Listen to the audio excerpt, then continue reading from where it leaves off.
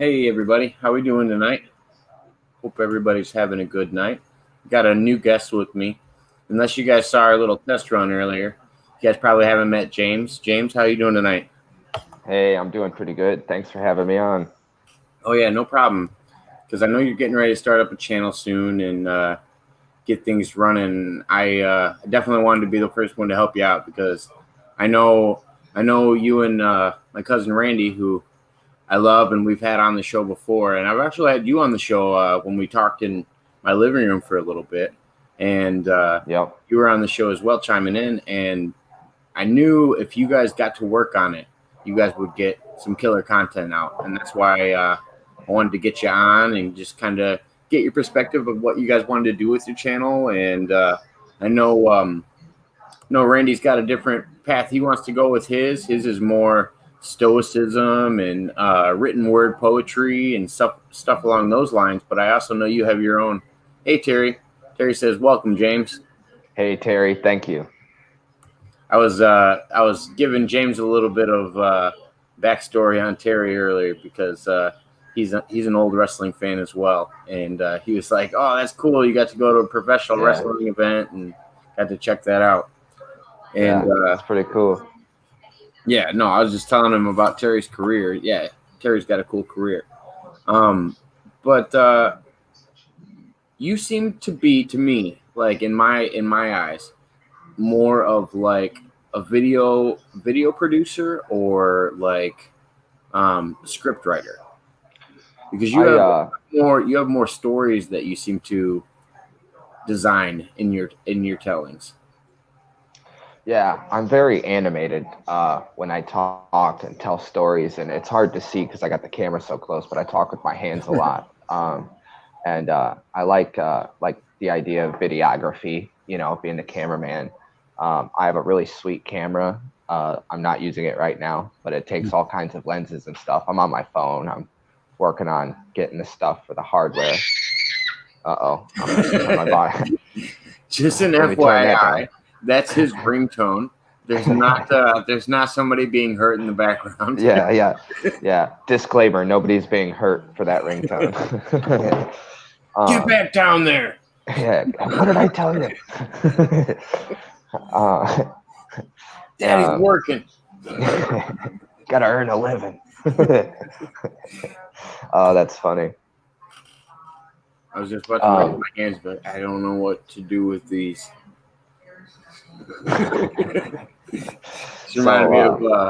reminded me of what's called God damn it, Will Ferrell, Ricky Bobby.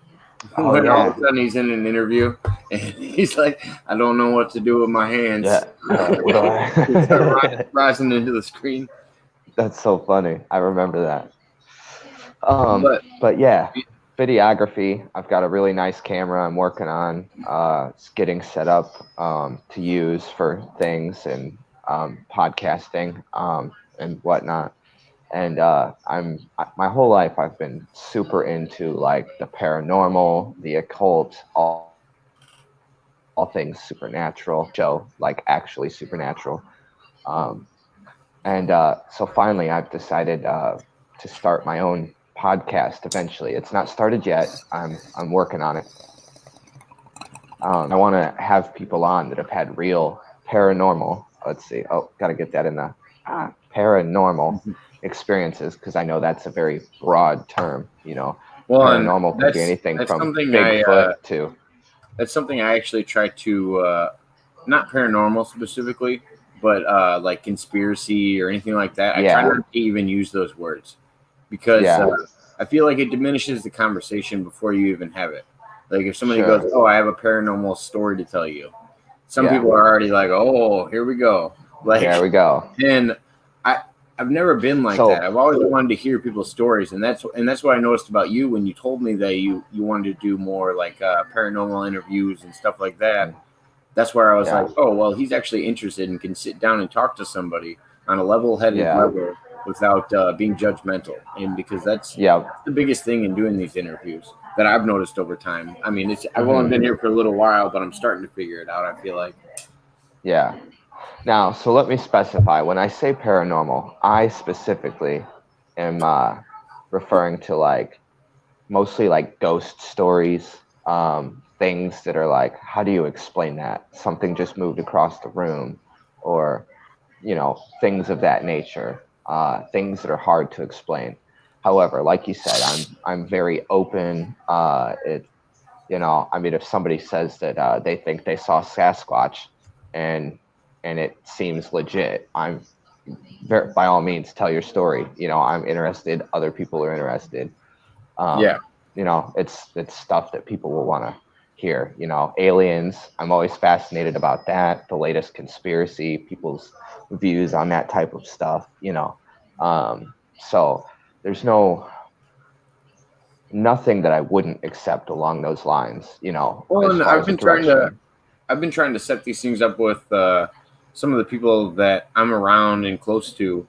Is like maybe me and you could do something like where we go into what we consider something local that's haunted. Yeah. And go in with like an EVP and actually like do a documentary and record the results. Like that kind of shit is so much fun to me. Like just anything where you're able to sense these other beings, whether it's a cold spot, whether it's radio signals, whatever it is. Like for me, when it comes to paranormal, my thing has always been the Ouija board. Yes, I've always wanted to. Actually, when I feel the most connection to any kind of paranormal activity for some reason. I've had some dark stories. I actually don't even know if I've ever told you about any of these. No, you have not.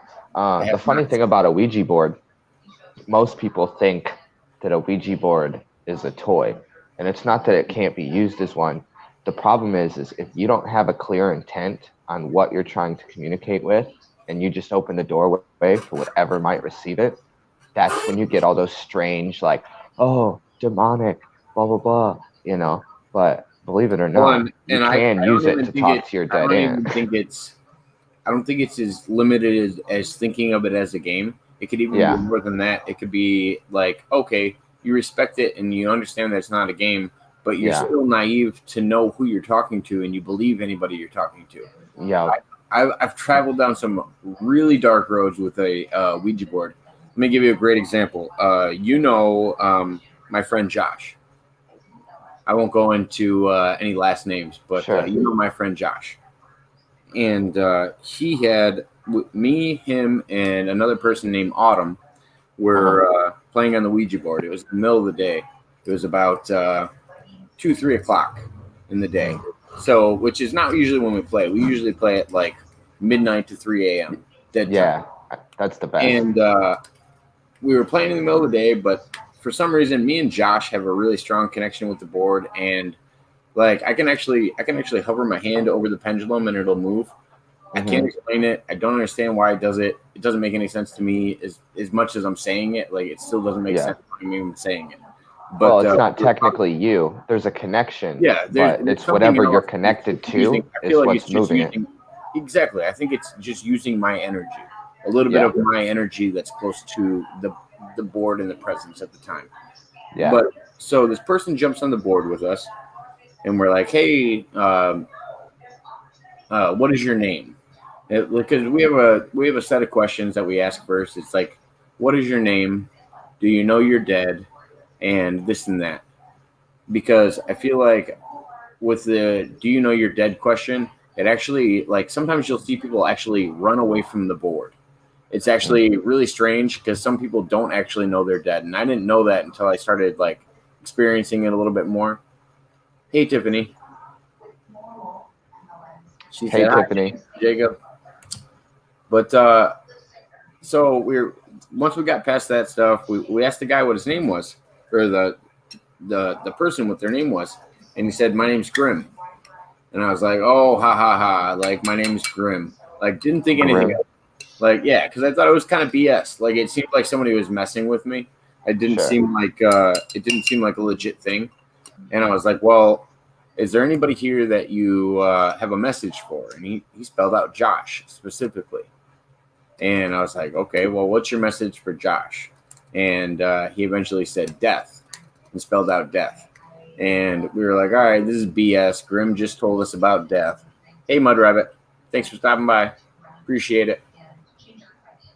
And we were like, yeah, this is grim, and he wants to talk about death. Like, all we were thinking is like, this is BS. And we flipped the board over, didn't close it properly, didn't do anything properly, and then just walked away from it and called it the day. Oh no. Um, Oh no. my best friend called me not even, God, maybe inside of a month. He killed somebody in a car accident. And he's the one who brought this up to me because I wasn't even thinking about it. He messaged me later and was like, hey, do you remember when we talked to Grim and he wanted to tell me about death?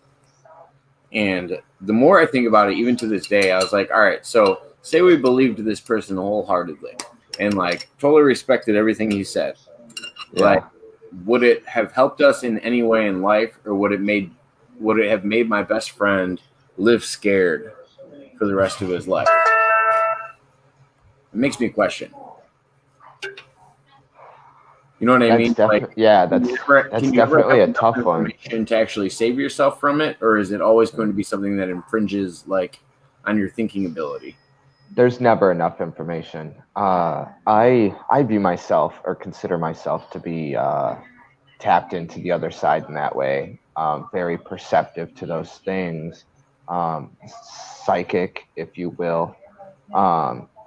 And I get foresight in my dreams all the time. And every time that I have that deja vu moment and it flashes over me, it's 100% too late. Sometimes my dreams come true within hours or the next day, and sometimes it's months or years down the road. The most notable one that sticks out to me is I remember having a dream that I was going to be in jail and I was walking laps in the cell. And I remember waking up laughing because I was like, well, I have no desire to break the law anymore. That's not my lifestyle. I've changed. I said, that's never going to happen. Months later, wouldn't you believe it, I was actually in that jail for a month and a half before I had my deja vu moment. And I was like, oh, son of a freaking gun. I was like, this is what my dream told me about. And I stopped and I was like, I've been here before, like total deja vu moment. I felt all the same stuff. Everything felt like I had 100% been in that moment before. And I don't mean just in that pod walking laps. I mean, everything, the person that was in front of me, behind me, the way everything happened, the smells, the sensations. And I was like, if only it would have told me what I had done or how I got there, I might have been able to change it. But it was not, I don't think it was in my destiny to change it. It was something I had to do. I had to go down that road. So even if you don't even think you don't even think you can alter that. So yes and no. I have a very cut up view on that, because while I think that you can change how you get to a certain outcome, I think that certain outcomes are inevitable. There are certain things that I feel are just inevitable. If you're supposed to walk that way in life, it doesn't matter. Even if you try to take a different path, it roots back around, right into wherever you were supposed to be in that divine moment. Do you think your purpose in life is predetermined? Well, I think that we get to choose. Yeah. You know, I think that we think we get to choose because of personal choice and all that. You know, usually it's called an epiphany. You're suddenly what I feel like I'm supposed to be doing. And we go, oh, we made the decision to choose to do that. Now, I think that could be considered, you know, a divine pattern, or how did you just word that? I can't remember exactly how you just worded that, but predetermined, you know. So it's all about perspective is all I can really say. It depends, you know, what your personal views are. So, you know, like I'm starting down my path, finally, you know, I mean, I've always kind of been on the path, but I'm finally You've always been on the path, but now you feel like it's more directed. Yes, it's become like you've always been on clear. your path. As long as you've been here, you've been on your path. Correct. it's just taken me forever to accept and realize that this has always been my passion. And so I keep running from it on my path, you know. And that's why I want to get into doing paranormal investigation, helping these things pass over, helping other people understand what they might be experiencing, their hauntings. You know, a lot of people, they feel crazy, like I'm being tormented by something, and they have no idea. Um, and I've done enough practice and research in the occult that really some of this stuff is obvious. Some of the answers are obvious. How to deal with some of these things for me are obvious. You know, people don't realize how powerful a lesser vanishing ritual can be. You know, it's Hold on, designed hold on, to. hold on. Let's. I'm gonna catch up the chat a little bit because before we go into the lesser vanishing ritual. April, just wanted to say hi. Thank you for stopping by. Terry was saying with the lesson you were talking about, he said, I've long meditated on exactly what he just answered on dreams and destiny. Let's see here. Oh, and then Herman stopped by. Hey, Herman. Thank you for making it. We appreciate it. The Mud Rabbit said, we choose our circumstances coming in, but how we deal with the lessons presented along the way are choices. Ooh, I like the I way like that. Yeah. Yes. Beautiful. I'll leave that up for a minute so I remember it. No, Wow. that's a good way to phrase it, because I feel like if you think of your life like a timeline, and you think of it in, I hate using string theory, but if you think of it like string theory, your vibrations are still on the same path. It's just the string vibrating, but it's still going the same direction. It can vary from side to side, but it's still going on the same course. And I feel like Yes. that's the best way to think about decision making. I do feel like there's an intention, like where Yep. you do have an endpoint destination, but I don't know how much it's predetermined. That's Sure. where my question comes into it, in my own head at least. Yeah. But so go back into what's not as simple as what you were going to Well, say about it's simpler than people realize. People don't realize because you know, I watch all these shows and different people, and then, you know, they have a priest come in and they're like, oh, these prayers, they work sometimes, but they have a chance to upset whatever this could be and all that. As somebody that practices avidly the occult and magic, you how do know, you and how do you stuff. practice? What do you, in which way Well, would you say you it's practice?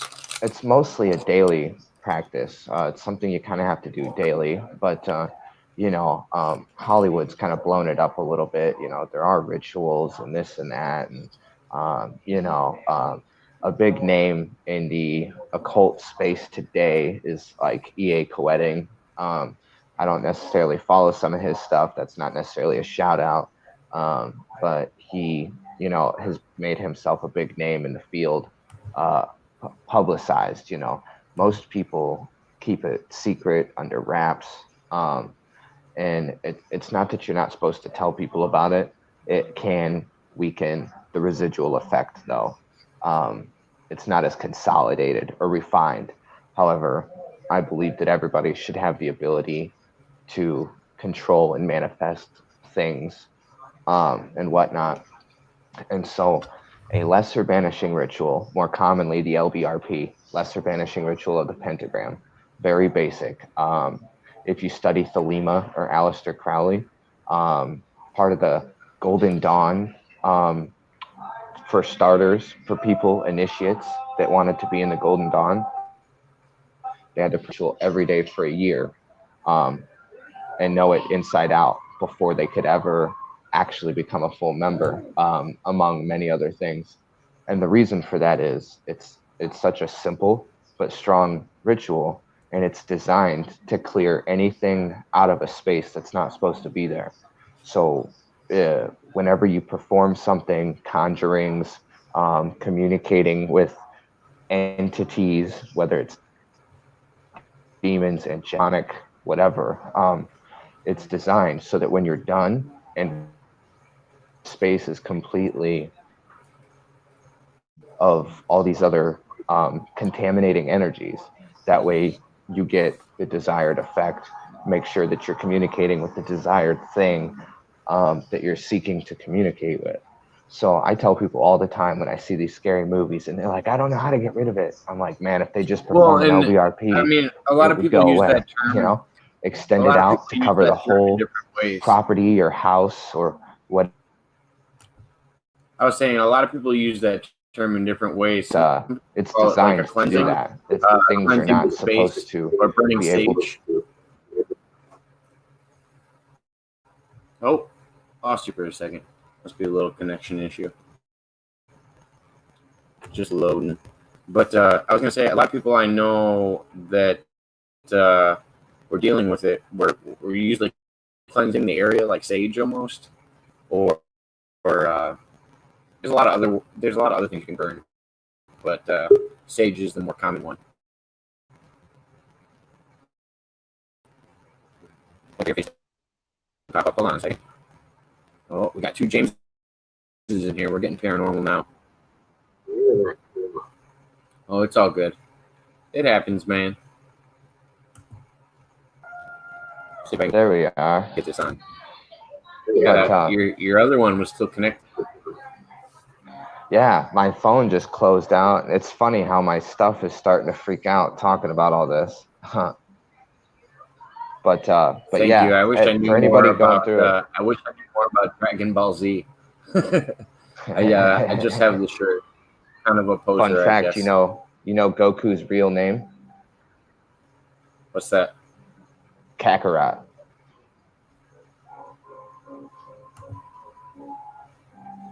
Oh, it's my buddy. He likes to make fun of my teeth. I actually use Colgate or Oral B. I actually like to use a charcoal based toothbrush. I quit giving Oral B's. I don't do that anymore. Sorry. What's that? He said Oral B Colgate what? or Oral B. I said I quit giving Oral B's. Oh yeah. It leads you down a dark path, I hear, but yeah, it does. neither here nor there. Mud Rabbit, you can keep an eye on. Yeah. We'll meet again. You want me to perform a banishing ritual on him? we gotta cleanse these bad energies around us because they tend to accumulate over time. Yeah, that's what happens when you don't clean your space. It Yeah, becomes cluttered with all these different energies. Yeah, that's why it's actually a big thing.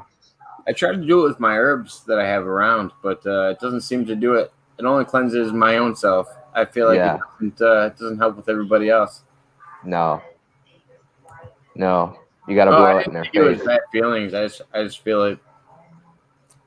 It's fun that you like to come in and make fun of my my teeth every time you come in. I really appreciate it. At least I like the view. I mean, thanks for stopping getting by. those watchtowers. Leave a like if you like my my gap in my teeth. Leave a like. There you go. No worries. I have my own vanishing tactic. Nice. That's good. You're gonna pull a mud rabbit out of your hat? I actually gave my bunny a nickname in honor of Mud Rabbit. It's Dirt Bunny. It's Dirt Bunny? Yes. Oh man, I've never had such a bad reaction to an animal before. Well, I appreciate it. That's nice of you. Oh. It's the least you could do if you're gonna make fun of me every time you come in. I feel like it's a fair trade. I'll let you come in and make fun of me, and you just make sure to follow us. That's all I ask. Tell your friends. Exactly. Haters gonna hate. Yeah. But notice we don't know what he looks like, yet he rags on you. Yeah, that seems to be the pattern, but you know, it is what it is. Can't avoid it. Heck, I know him personally, and I don't even know what he looks Rabbit, like. you knew I named my bunny, gave my bunny a nickname in honor of you. I had told you that once at least.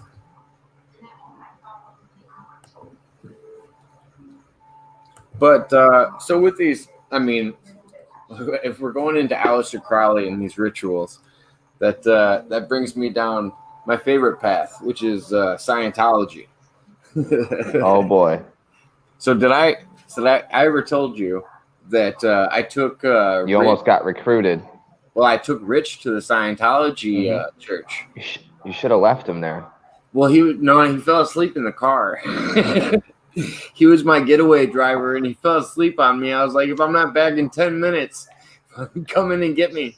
I come back in like 45 minutes, and he's sound asleep. I'm like, no backup, man. Like, what happened? None. No. He doesn't even make a good crackhead. Jeez. he's got his own demons to work on, that's for sure. He needs a banishing ritual. I love the kid because I've known him my whole life, but wouldn't trust him for anything. I love him. Like I care a lot about the kid, but I wouldn't trust him. Wouldn't trust him to save my life. Yeah, I tried really hard to connect with him this last go around, and I thought we were doing good until he showed his double-sided coin on me again, and I was like, "Yep, wasted time." Yeah. What are you gonna do? It's a good way to get a gun pulled on you. Nah. There's that's a delicate dance. I don't blame him for having one, living where he does, but I know how to dance with the devil. We live in a very small town, and he chose to live in the roughest part of our town. Like literally, he's the only white guy that lives there. The roughest building in town. Oh, yeah. I mean, that's why I know why he's living the way he does. It's rough. Oh yeah, yep. Hey West Haven, thank you for liking and sharing and commenting. You're the best. Appreciate you stopping by. Woo, woo. I've had a gun pulled on me. Damn near had a heart failure from the fright. Yeah, I mean, especially if you don't have anything, ready and willing to combat that. And depending on speed, it doesn't even matter if you have something. Yeah. Well, the unfortunate part is it's a gamble every time. Now, statistically, most people won't actually pull the trigger. The problem is, the reason it's a gamble is if you misjudge and you get the one person that will, well, if you react wrong, you're shot. So. Well, and that's the thing. It's like the people that are committing these crimes are not actually the people that have valid FOID cards and concealed carries. Like these are people that are going out and committing crimes with guns.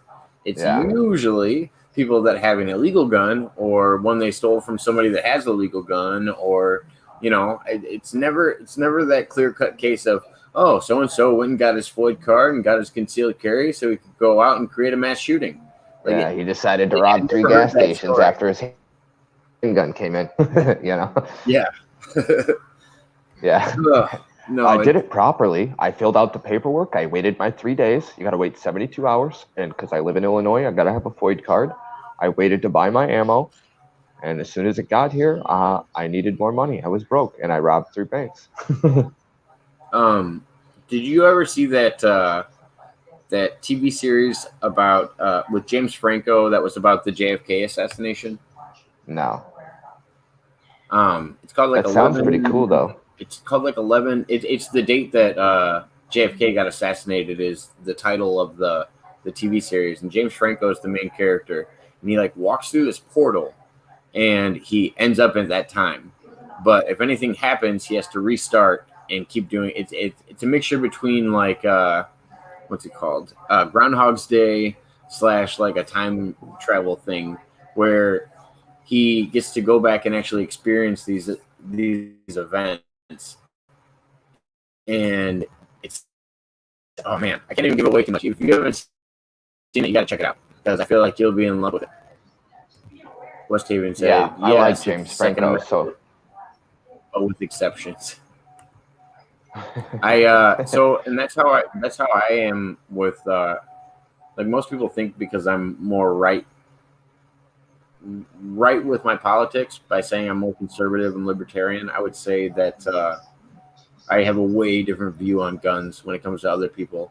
I have more of the Europe ideology with it, where it's either all or nothing. Because I think Yeah. the Second Amendment gives you the right to defend yourself against a tyrannous government, and I feel like we have no weapons as a public that could defend against a tyrannous government. They have way different Well, uh, arms than ourselves.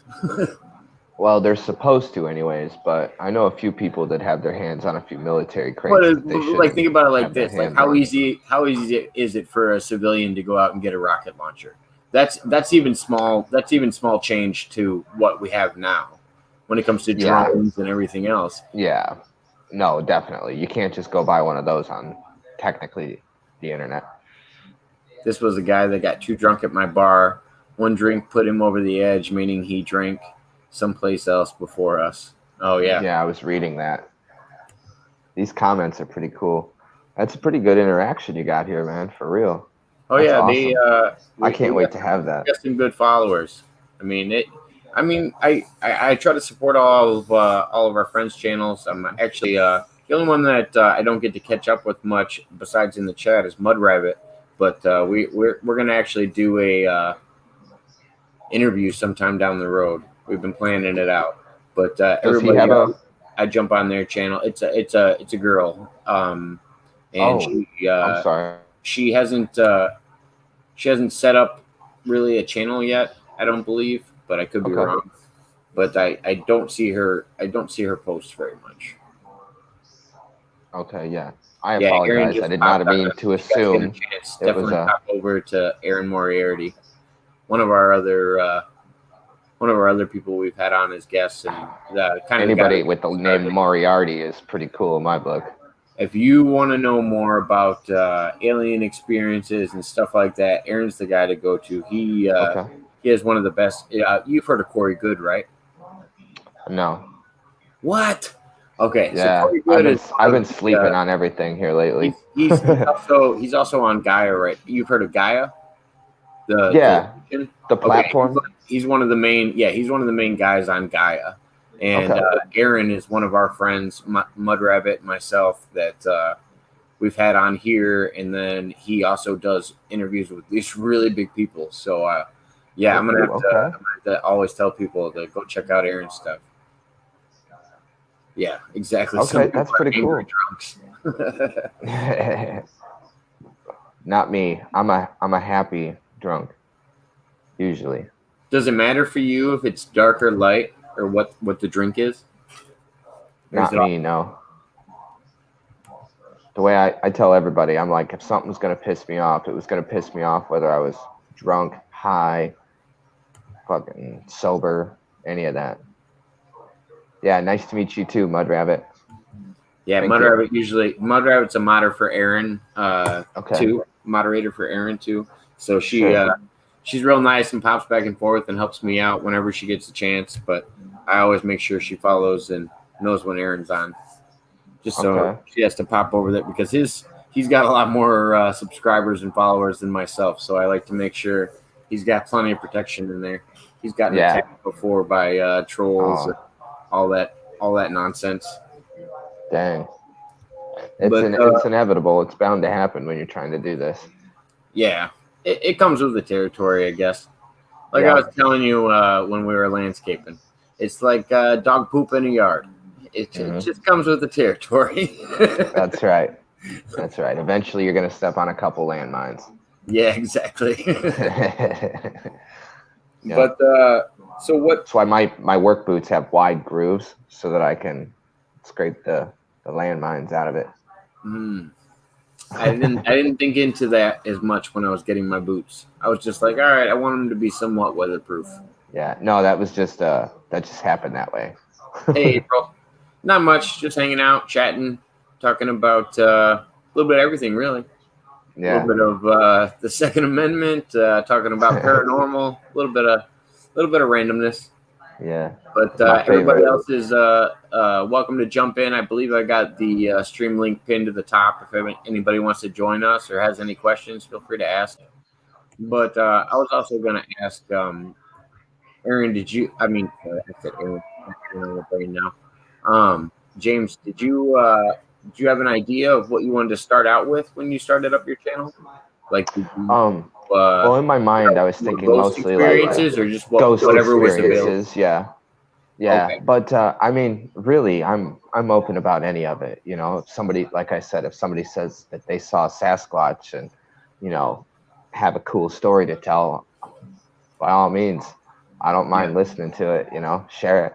So, or an alien experience. You know, I'm Yeah. all for anal probing. That's another path for you, but that's not extraterrestrial. That's usually terrestrial in your ballpark. Whatever helps me sleep at night. I'm hopping around, no attention span tonight. Nothing wrong with that. Thanks for hopping in. Yep, we appreciate it. LOL. And I'm there's a lot also of a live part-time streams going comedian. on. You are? Yeah, I'm just shouting that out. But yeah, so really when I think of like paranormal, I think of people that have gone through real-time hauntings or ghost stories or scary, not scary. You know, not all ghosts are evil. So you know, whatever, essentially. So have you messed with the Ouija board before? I have not No, I actually said messed. personally. Sorry, let me rephrase that. I said messed with a Ouija board. Have you used a Ouija board before? I know personally, I have not. And I have my reservations about going and purchasing one in a store. You can actually make your own Ouija board out of index cards. You know, Mine's right behind you me. put a Mine's right huh? behind me. I have my own Ouija board. Oh, do you? Yeah, How have I it's never seen custom it? made. Because me and you have Oh, never talked custom about made. this. Yeah. So yeah, you can there's dowsing rods too as another way Yeah. to connect using a pendulum. I use a pendulum every once in a while. I I haven't actually messed with any of that in quite some time. Um, but I do reach out like when I meditate and stuff sometimes. I've done conjurations, all that stuff. Now, I also, I believe slightly different. If you follow like the Goetia, which is part of a series of books with the grimoires that date back from, or date back to King Solomon. Um, there, there's all kinds of bindings and stuff that you're supposed to use. And what people don't realize is now King Solomon was a man of God, and so he had to use those as a way to contain the evil, and he was torturing these demons with all of his bindings and stuff. It gets weird the deeper you go in if it's not something you're into personally. But I don't use those same bindings or like I don't conjure into a triangle. I don't cast a circle, and those are all usually something they tell beginners to do. The But salt circle? well, assault circle is different than casting a metaphysical circle. Um, I like things paranormal and metaphysical. So salt is always handy, ward things off. Sage, um, you can purify your own water. Um, you can make what's called full moon water, which is powerful for manifesting and keeping things away. Um, but again, the best thing that I've found, if you need to clear space quickly, the lesser banishing ritual of the pentagram. But so now Why they though? say, Why do you feel like so that has that power? well, it's all about your intent. I mean, if you don't think it's going to work or you have any reservation with it, um, the intent won't necessarily be there. Now, it'll still work to some degree because it's designed to be that way. But again, even the lesser banishing ritual of the pentagram, it calls upon the archangels to essentially come and banish the area from anything that's not supposed to be there, which is determined by you. Um, and so but the banishing ritual is not a tormenting ritual, so it doesn't torment the spirits in question. Is there any specific archangels or just archangels in Yeah, general? it's Raphael, Michelangelo, Gabriel, and Uriel. So those are the four archangels. Those are the four archangels that are used in the banishing ritual. Now, Aleister Crowley, he came up with another form of banishing ritual. It's very similar, but it's called the Star of Ruby, and it uses more what most people would consider demonic forces to cleanse the area and kind of set the tone for whatever ritual. Now, that's not to be confused with Hollywood's satanic rituals.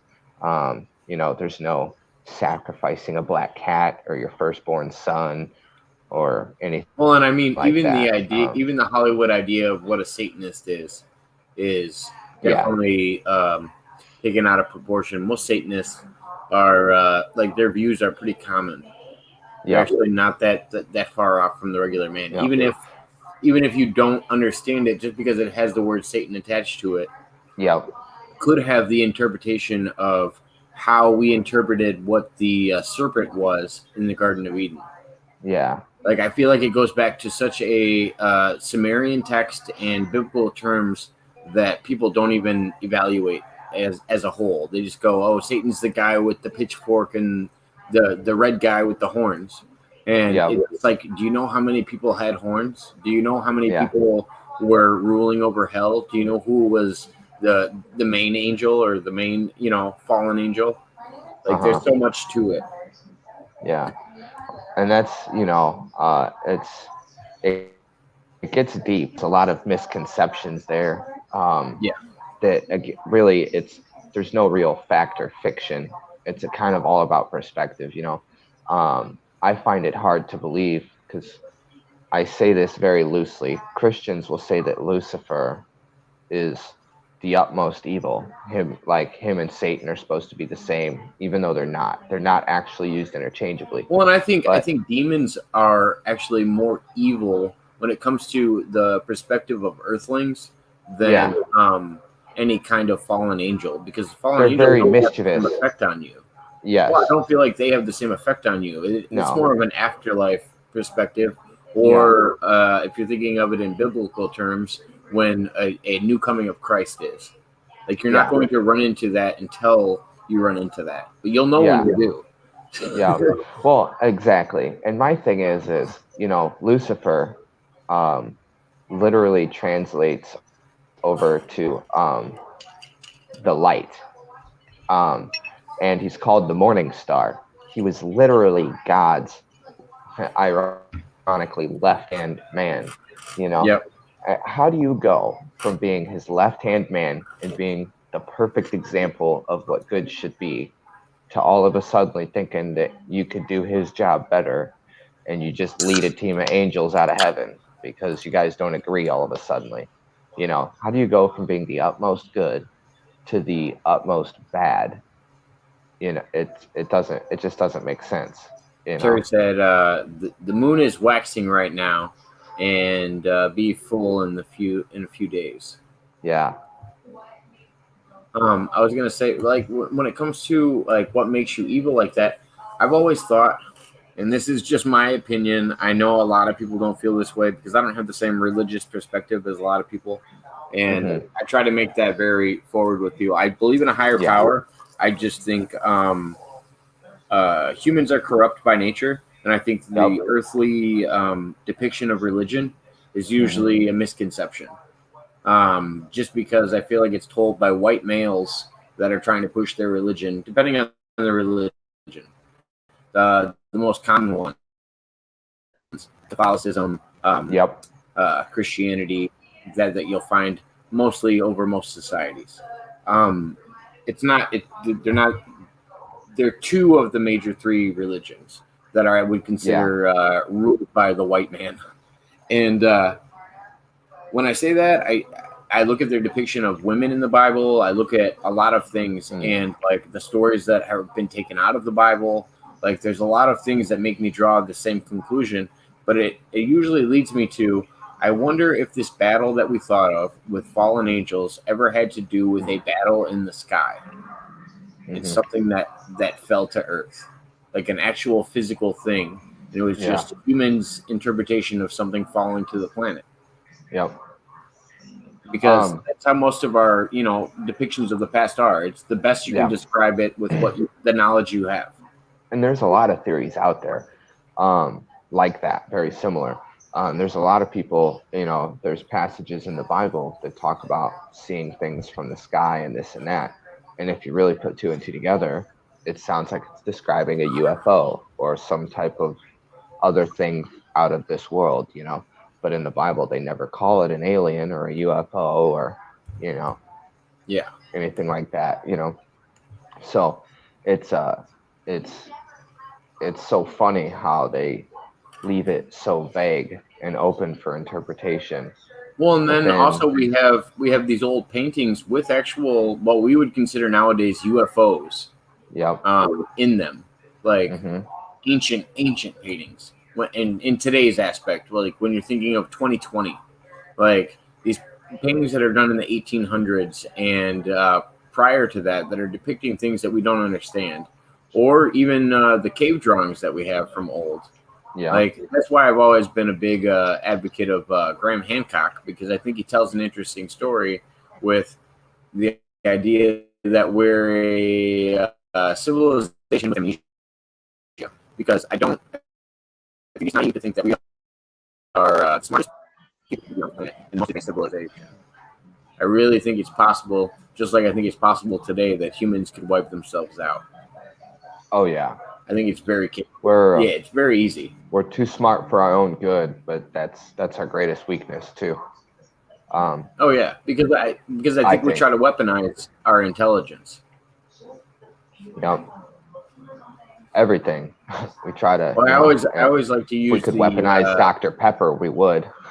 Yeah. If I always try to use the equation, we're like ankle deep in gasoline when it comes to nuclear weapons, and we're just flicking matches at each other. Like, well, like I always say, it's only ankle deep if you go in planet. head first. It's only what? It's only ankle deep if you go in head first. Oh God.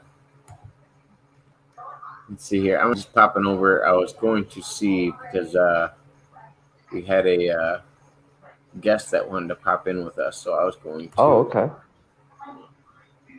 Make sure he knew we were on. Oh, and it shows all these people are watching from YouTube too. Where they're at.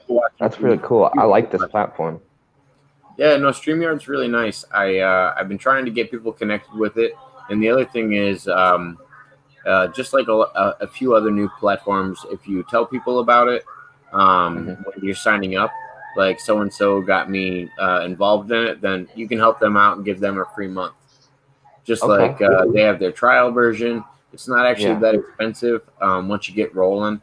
I always tell people, if you want, start out with Zoom, because Zoom's free and a little bit easier to navigate. But once you get kind of comfortable with it, StreamYard's always been kind of my way to go. Okay. I'm definitely going to look into StreamYard once I get everything set up in the next couple of days. Oh, yeah. And then you can link it to in the next couple of days, I'll be completely set up. Yeah, you can link it to your everything, and you can build your audience faster. Yeah. Like I've told you before, the only reason I don't link it to my Facebook is because that's where I actually have my landscaping business. Yeah. And because if I did, I feel like there'd be conflict in it, and I don't want to have that. We live in a small town. I feel like people are way too into social media, where surprisingly, I mean, some people have seen my stuff in town, but I try to keep it separate from that. Yeah. If possible. And so far it's worked out well, but every once in a while I get a few friendlies in the chat that I know personally. That's funny. Yeah, eventually it'll be inevitable, but no, definitely. Yeah. It's so controversial that some of the things, I mean, you get a diehard righty or lefty that just can't open their mind to hearing the other side or anything.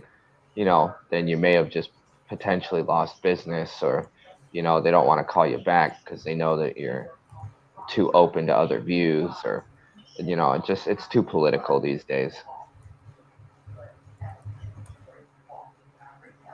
Yeah, and I mean it's hard to find people that are kind of. I would consider me and you more centrist, I guess. I Yeah, mean, I would consider you more leftist and me more right than each other. But in the eyes of like the whole U.S., I would consider us both more centrist. sure. I'm not very political, so what is No, centrist no, no, to be no. exact? So when I say I don't even think it has to do with politics all the time. Ideology that's pushed in politics. Oh, okay. So I would consider more conservative ideas to be pushed on the right, and I would consider more liberal ideas to be pushed on the left. Yeah, So what we've talked about offline, I would feel more.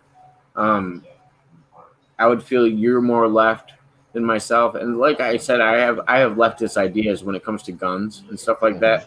I don't really fall yeah, in line with the right. Like that's where I differ. Um, yeah. I and love my guns. Yeah, and so you'd be more right leaning than me on that stance. Yeah, And when I say right, I mean Republican, and say left, I yep, mean Democrat. yeah, And not in the sense that right is the right way or anything like that. Like I yeah, always feel people the worst thing to do is to vote down party lines on a card in any politics. yep, The yep, first thing you need to do is look into what this person is running for, worry about your local politics, and then you can start worrying about your bigger politics. Like it starts on the small level. It's the same idea of like me and you both have listened to Jordan Peterson before. yep, Something I would say is it's that idea of cleaning your room first. Worry about your immediate before you worry about the exterior. yeah, yeah. You have to. Yeah. Yeah, no, that definitely makes sense. And uh, your cousin Randy, who's been my best friend since we were both 5 years old. I'm only a month older than him, and he hates it. But he's very good at talking politics and stuff. And I'm only recently even started to even care about it. I've never really thought about what I am or what my views are or which way I lean. I've never even voted. So Never it's even voted? nah, Why not? because they both suck usually. Oh, and I 100% agree with that premise. Um, so, with what you know of me, who do you think I voted for in the last two elections? um, If you just had to, I'm going to tell you honestly after you guess. yeah, uh, I In the definitely in the don't think last you voted election, for. I in the definitely last don't think election, you who do you voted for think Bo Jiden. I didn't Um, vote? I didn't vote for Joe Biden in the yeah, last election. yeah, that's what I figured. Um, I yeah, can honestly say I've I never don't voted for Joe necessarily. Biden. I've never voted for Joe Biden in any election. Yeah, yeah. Last year was the only year I voted, actually, and I voted for Bo Jiden. Did you? Not because I liked the guy, but because he was willing to give me stuff during the pandemic. Check this out. So I was looking at both candidates, and I was going with what the media says. I was like, all right, your job is to listen to the media when you're voting, right? That's their Hmm. whole job. They're going to tell you what your perspective should be.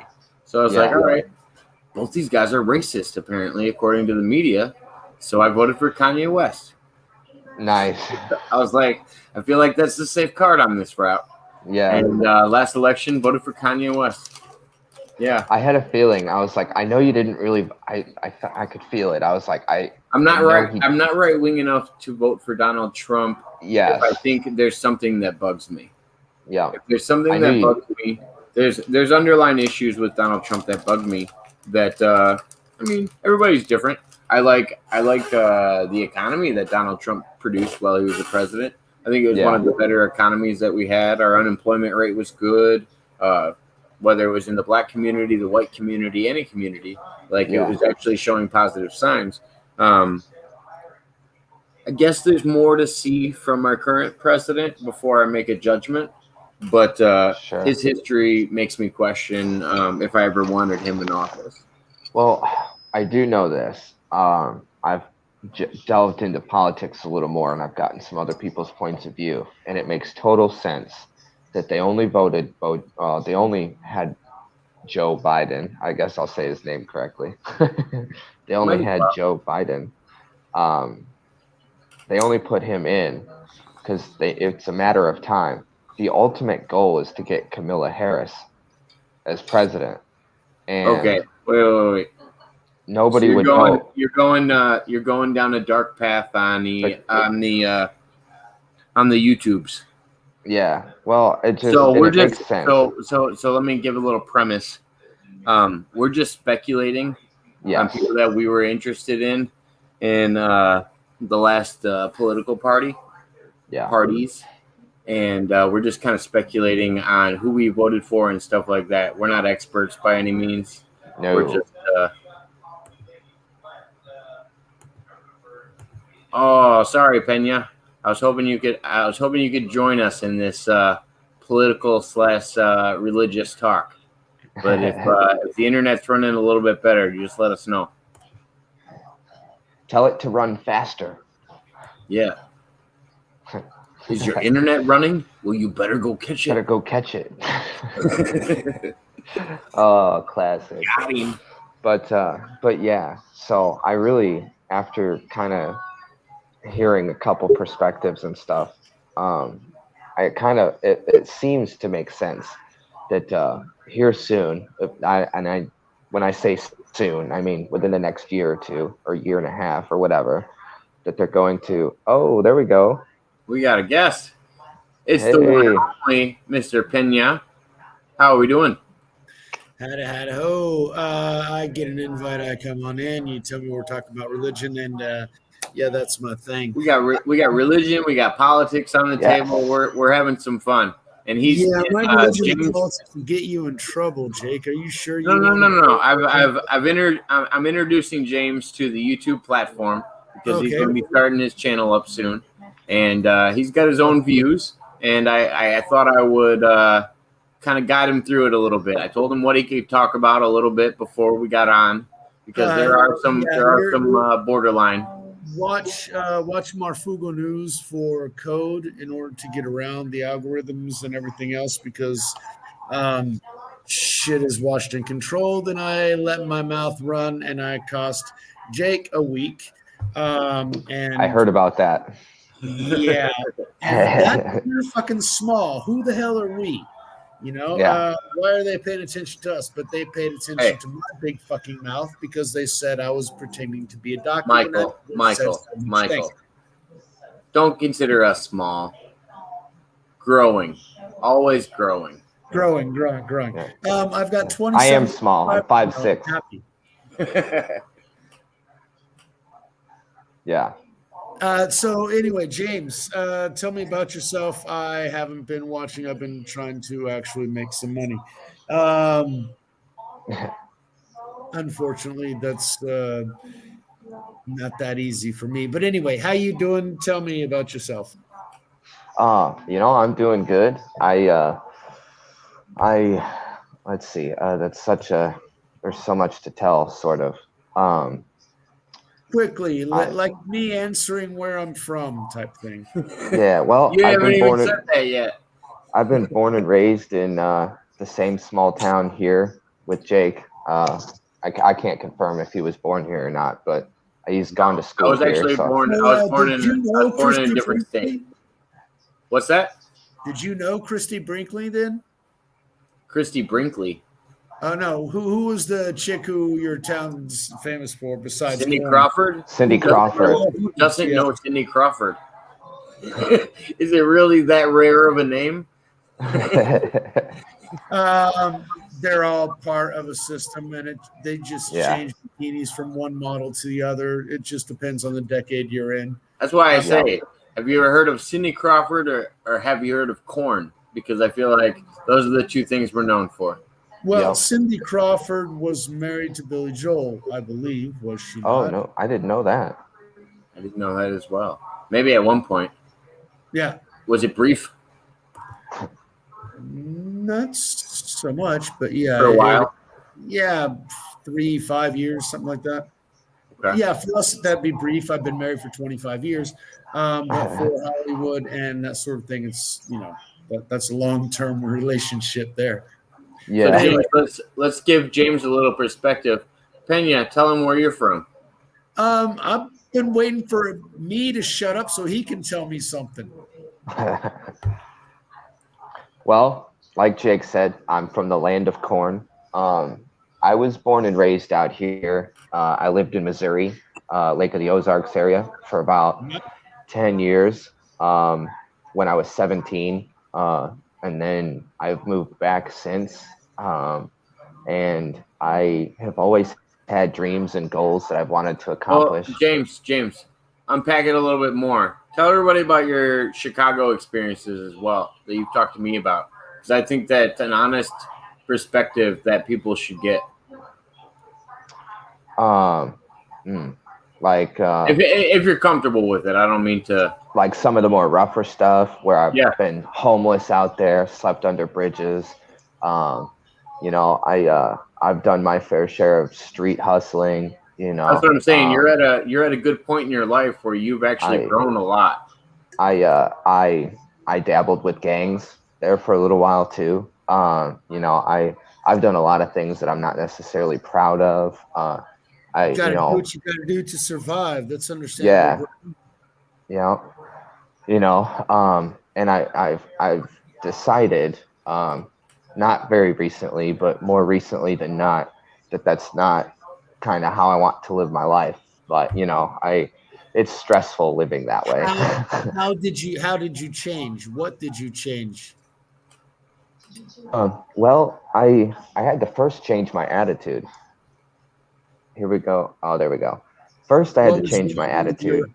Before. What did you recognize about your attitude? Well, so the gang stuff specifically, I wanted to be a part of something greater than myself, and I wanted to join the military. My mother wouldn't let me, and I caught my first felony shortly after she said no. And then I kind of just assumed you want to go into the military just to be part of something bigger? Well, so my mom had went through some stuff. She had already lost a son. When I was a baby, my older brother died of SIDS. And so she basically took me and shoved me under a rock to keep me safe. And that made me naive to so many things in the world. And so in a very short period of time, I experienced all the things that she did not want me to experience. And the way I longed for that sense of, yeah, exactly. That culture shock. And I longed for a sense of camaraderie. And that's why I wanted to join the Marine Corps. My whole life, somebody that wants you, somewhere where you belong, somewhere that wants you. Yeah, people that were going to understand me. I was ready to go be a soldier. And so finally I said, well, if I can't join the military and do it the right way, I'm going to go be a soldier somewhere else. I'm not proud of it, but I've had my fair share of. Kill people. Huh? You just wanted to kill people. You had a bunch of anger built up inside you. Well,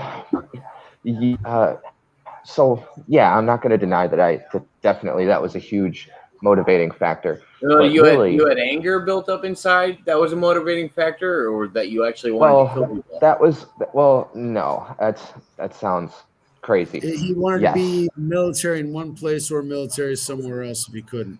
He somewhere else, to take his anger out on someone. He needed to vengeance or righteous retribution. Sure. But I wanted to actually use the military to reform myself, not headed down a good path otherwise. And so I actually wanted to really use the military to get myself right, build some discipline, and take responsibility for my life and my actions. So at first, out of ignorance, I just wanted to go, have them slap an M16 in my hand, and whoever was in my path was no longer in my path. but it turned out, that I actually wanted to join for other reasons when I actually thought honestly about it. What were those my reasons mom, then? I just had a total brain fart. What were the reasons that you wanted to join up with the military once you realized it was an established idea? Self-improvement, mostly. Self-improvement, typical fight for my country, freedom, fight so other people could have freedom. I decided I would rather protect people. What was that? You couldn't go there, so you decided to do what? Get into it, essentially. I got lucky because I was never actually like a full-fledged member. I don't have any gang tattoos. I'm not, no OGs or nothing like that, but I was affiliated heavily. No teardrops. No. And so, and I'm actually very thankful for that. The things that watch over me paranormally, made sure that I could never actually. I've always. So let me unpack this a little bit. He just got on. Catch him up. He has an interesting view of Aleister Crowley and Aleister Crowley's practices, and he feels like tending in that direction, Jake. I'm worried about you. What was that? Why are you tending in that direction, Jake? I am worried about you. I'm not. These are James's views. These are not my own. I have my own views that are separate from James's. My only view on Aleister Crowley is I think it's interesting that he was friends with the creator of Scientology. Mm-hmm. Mr. Crowley. Have you heard the Cradle of Filth version? That one's pretty metal. Mr. Crowley. Always good. Anyway, go deeper. So I have a very big affinity for the occult, all things magic, and whatnot. And why do you use quotations? Why do you use quotations? Because so many people have different views or different definitions of what they call magic. So I say magic to air quote because of the different definitions. I say magic. So I feel like when you do that, though, you're expressing your own ideas, not what you want to project on other people. Why would you put quotations if that was your own feeling about it? Because I feel like that takes some credibility away from your own thought. Don't worry about projecting to other people. Don't worry about what they think about. Yeah, and I guess it's really to make sure that I don't necessarily offend people that have a different definition or idea of what magic is. When I say that, I don't want it to sound factual. It's not fact. This is all, again, me, my perception, Jake, and how I. Freud on me, man. The psychology course is the one that I'm going to start taking. Please. However, the fact that air quotes around it is a Freudian slip because that is his belief, not that what he wants to put onto the world, that he doesn't believe it's real, but there's something about it that he doesn't understand and he's willing to delve deeper. I'm still interested in the beings that protect you. What do you call so beings? There's I call them beings. Again, so most people call them demons. Again, I studied the Goetia. I was talking about that briefly before you. Yeah. Hold on. Let me interject for a second. So, James, watch over him. Mr. Pena, James used to live with Randy. Randy, who practiced Stoicism that you met before. Yeah, I remember Randy. Yeah. So just to give you a little perspective on some of the other things that he's been introduced to in his life and what he came to at this point too. Yeah. Understandable. I'm just trying to frame it. You know what my perspective is. We're not going to go down those holes. I'm here to listen. Oh no. I want you to interject as much as possible. Like I said, I wanted you to tell James where you're from. What I want James to understand is that I understand his position, the beings that are around him. There are issues with that, as there have been with the many different things that I have encountered as of late. Sure. But that's okay. Reality is that we're all sticking out our hand trying to find a way out of the morass. Okay. Yeah. It's the vision that I had when I was on shrooms, to be honest with you. May I go down that rabbit hole? Oh yeah, that rabbit hole is welcome. I mean, then again, me and Joey have tripped on lives before, so I feel like it's fair. I'm not going to give the authorities any evidence to fuck me up, but I keep myself safe. I know what I'm doing. That's the best way to look at it. I'm glad I didn't grow up in the time of super surveillance state and camcorders and cell phones everywhere. Otherwise, I'd be doing some serious time probably because I was a stupid fuck. I'd like to just dabble around and everything else. But one of them, there was somebody that always kept me out of trouble, and somebody that always made sure that I needed to get to where I needed to get to. And he goes by the name of Jesus. Thank you very much. His father, actually. All the above. Yeah.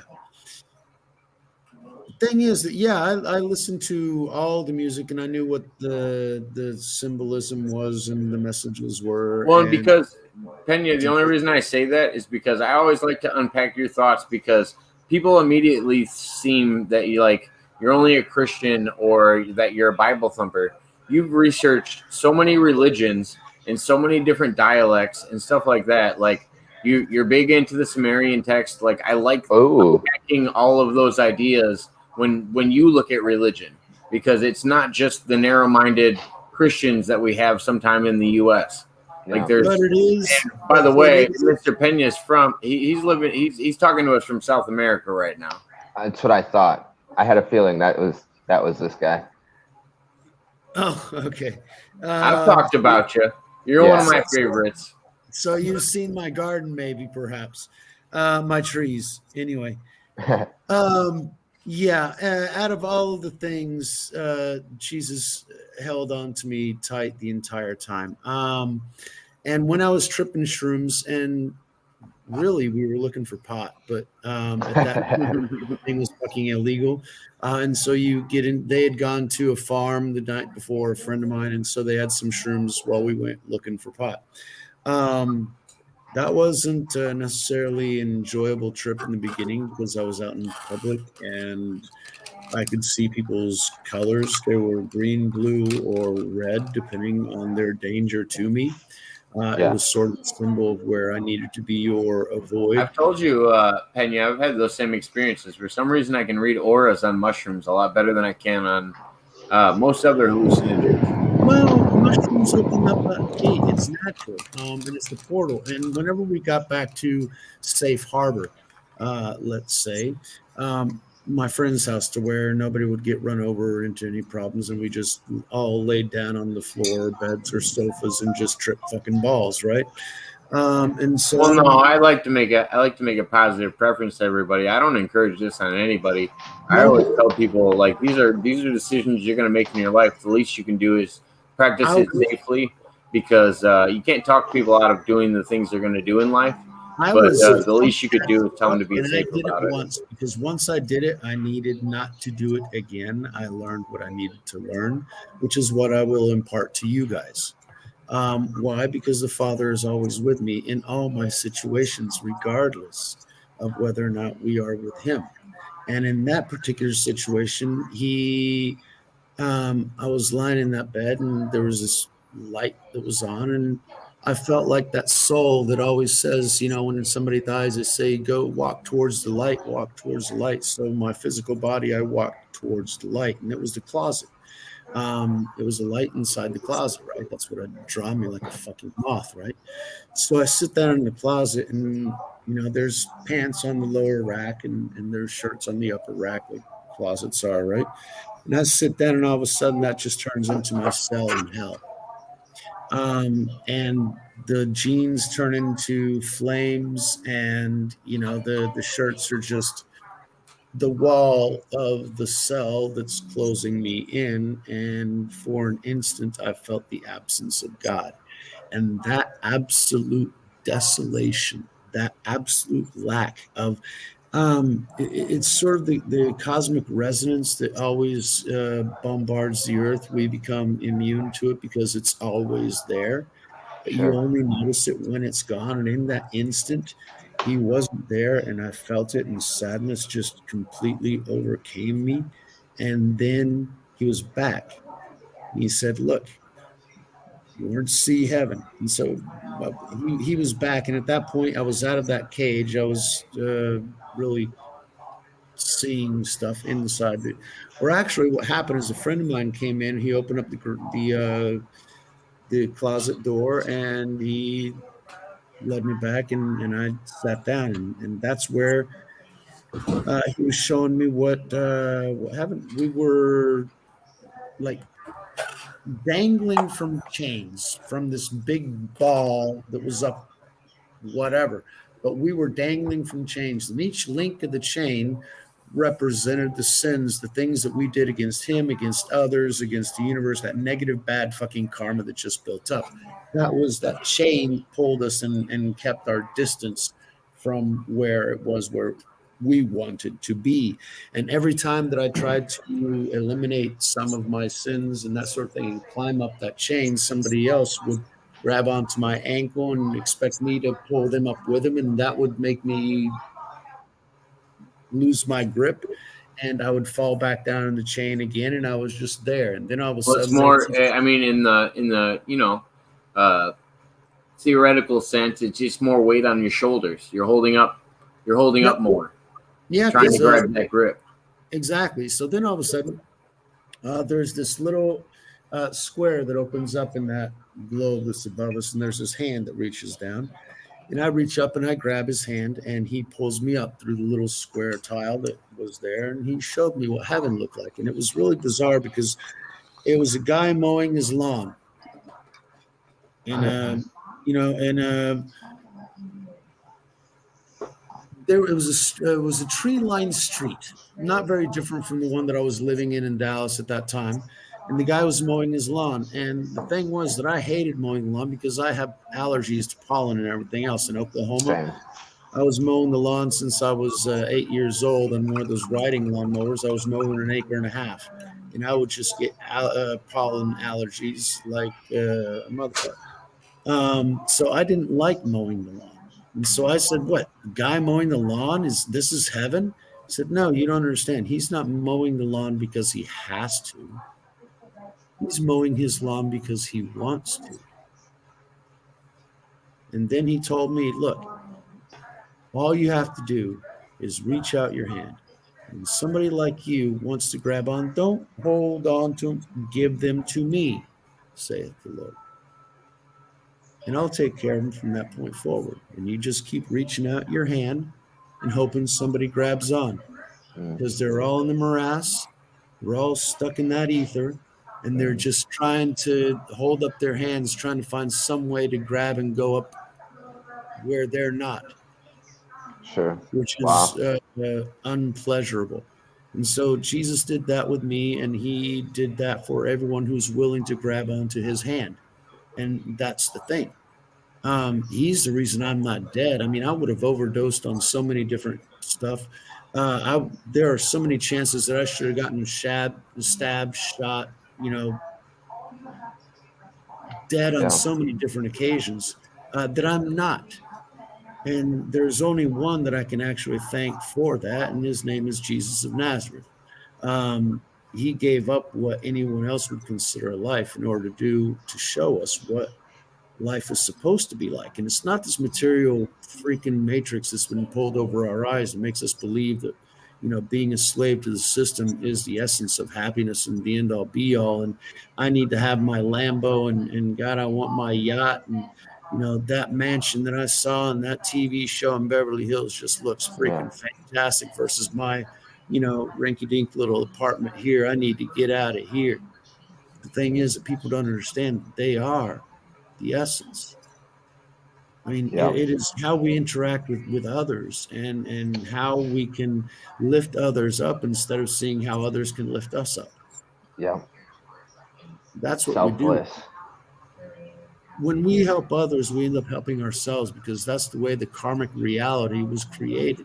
I mean, that is the essential infrastructure that God created when he made this universe. The Hindus recognized it and they called it karma. That's great. That's fine.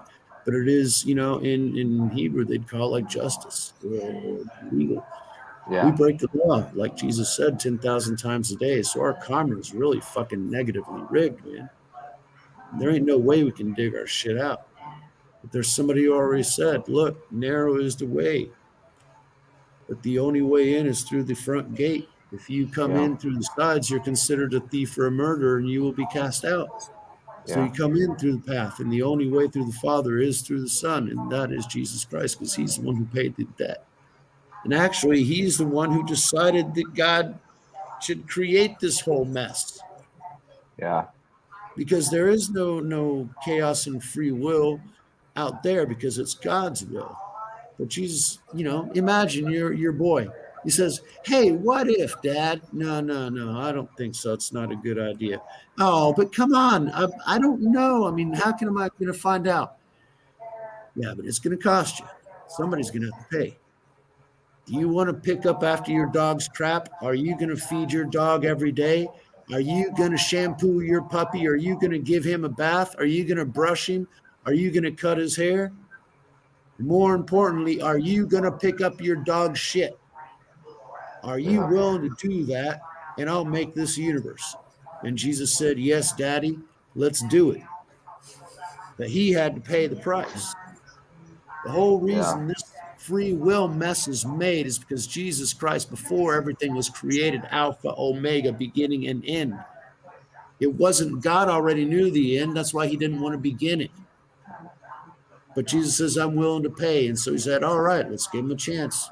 It's your dime. Yeah. And so he made this whole freaking crazy ass reality, which is freaking wonderful. I love it. But that's being twisted and being materialized to where we see life in such a superficial manner that it beckons desperation. We saw it 200 years ago in poetry. People live lives in quiet desperation. That's still true. Because they want more things because they don't understand that there is more. I mean, I saw my grandparents, they lived on a freaking farm. They were poor. Their kids, they had 5 kids. They tried to get as far away from that and make as much money as they could because they were tired of being fucking poor on the farm.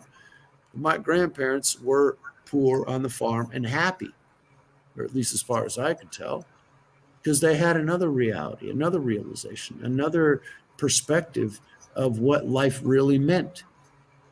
And that was bizarre because, I was brought up in Mexico City, which is bigger than New York, motherfucker. So kiss my ass, biggest fucking city on the planet. Wow, no kidding. So, that's dog eat dog shit there, man. And if you ain't willing to really bite down and do what you got to do, you ain't going to do shit. And there's lots of poverty in the city. And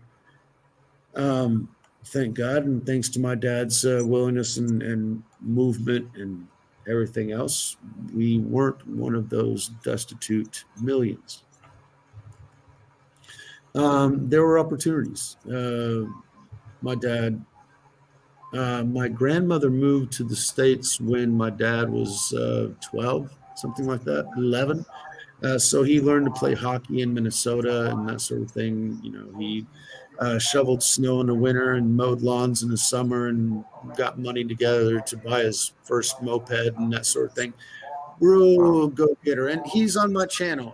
We tried to get him to talk to you, Jake, but His microphone wasn't working on his. Well, we can always try again tomorrow too if he's available and if we can get it running. We'll figure something out. I need to talk to him to find out when everything's going to be okay. Because it's real precarious. Life was good for a while, but the last 10, 15 years have been a serious kick in the nuts for all of us, to be honest with you. I mean, I haven't done fuck all for 20 years, and this is just hoping this whole shit show's about to turn around. Because, yeah, it would be nice. It would be nice. According to some sources, it should end very soon. Hopefully, you told me Monday. What happened to Monday? What happened to Monday? Come on. Next Monday. Yeah, that's what I'm saying. See, that's what I mean. Dates aren't specific sometimes. I know you can't.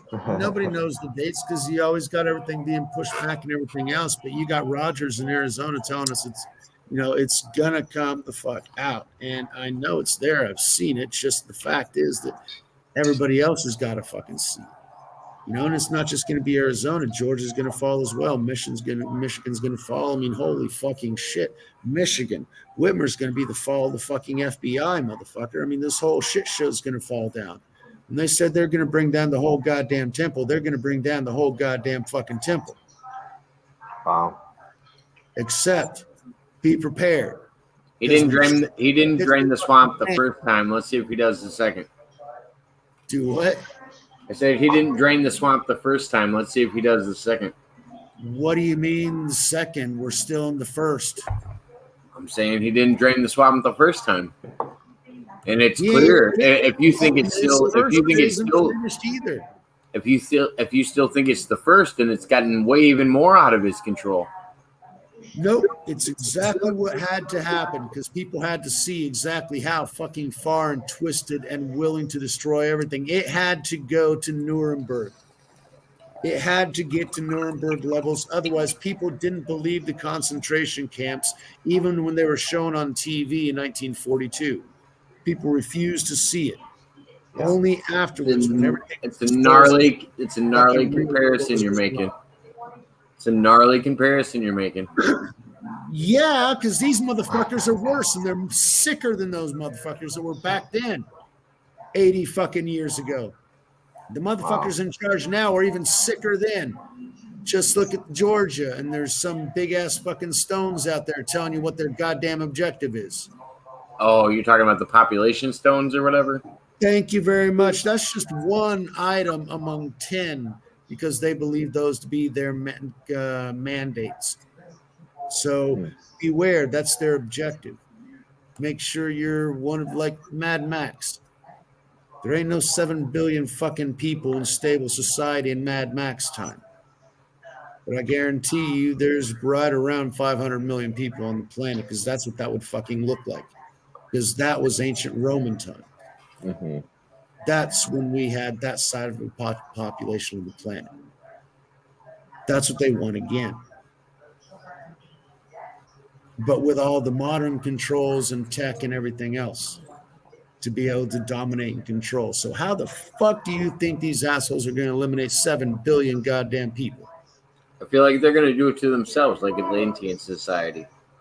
Hey, people had to get into those box carts because there were 2 guards and 250 I just feel like humans in general, you know what I mean? They're built for destruction.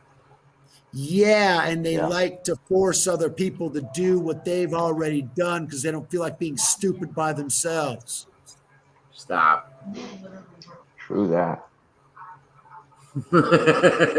You're traveling down a dark path. They already have. I know. You know how I feel about it. But you know what we can talk about. I know who the largest monopoly on the planet also feels about it and what they like to control and censor and everything else. You know, I've always said it's you see how smart we are because we're the only species that charges each other to live on this planet. You don't see dogs charging other dogs to live, in another house. The fact that we sell Earth to other people in general. Yeah. Like land is owned by a single person. or the water, like you were saying earlier. Yeah, me and James had this conversation earlier. What did the Native Americans tell the American government when the American government wanted to buy land from them?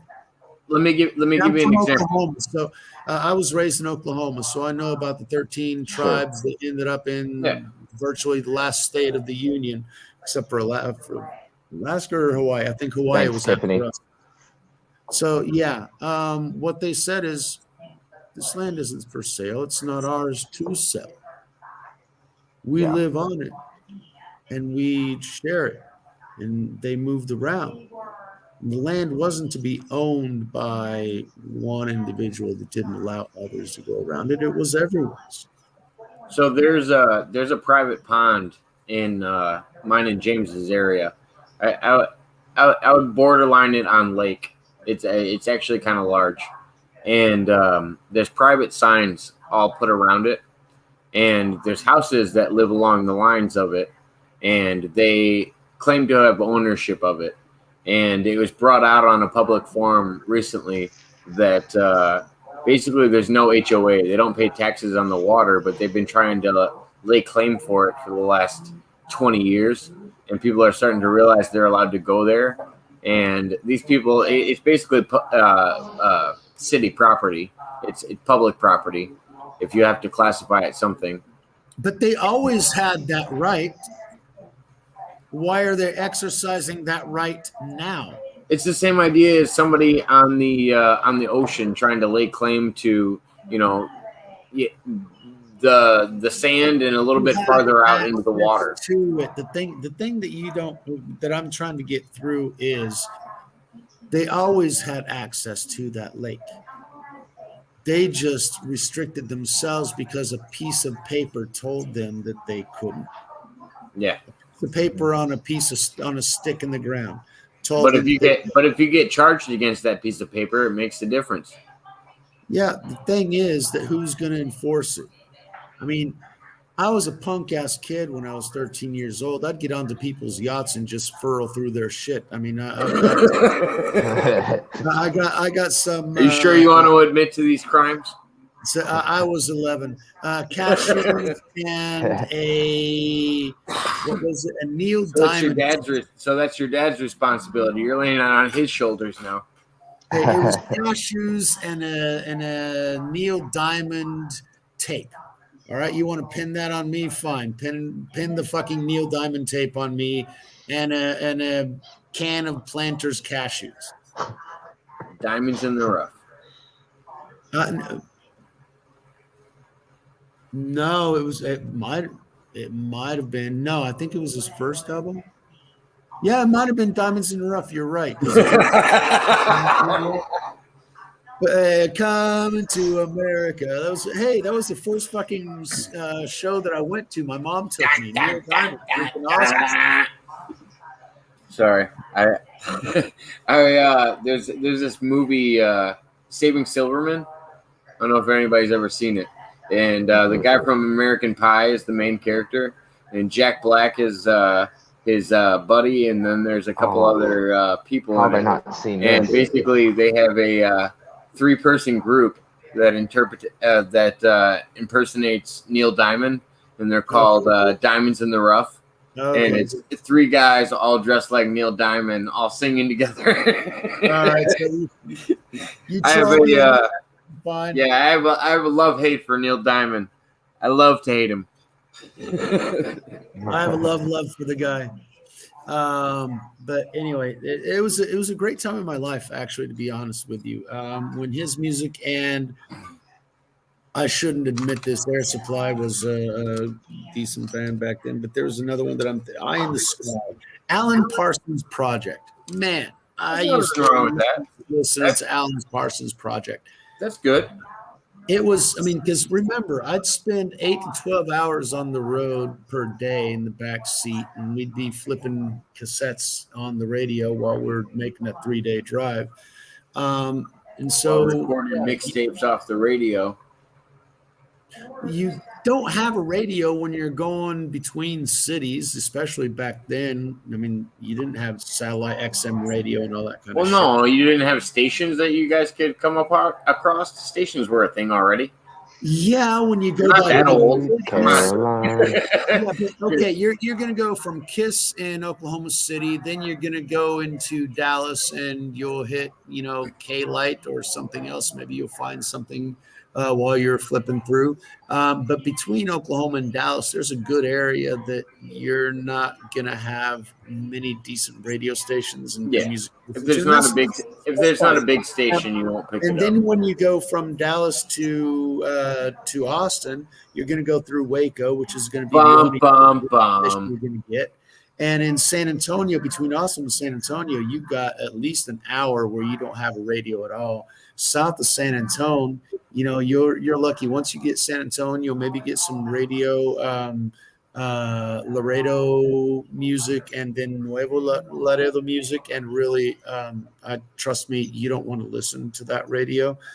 And from that point forward, you're getting static, and maybe every 350 miles you'll get some kind of radio station for you to get a clue that you're close to civilization.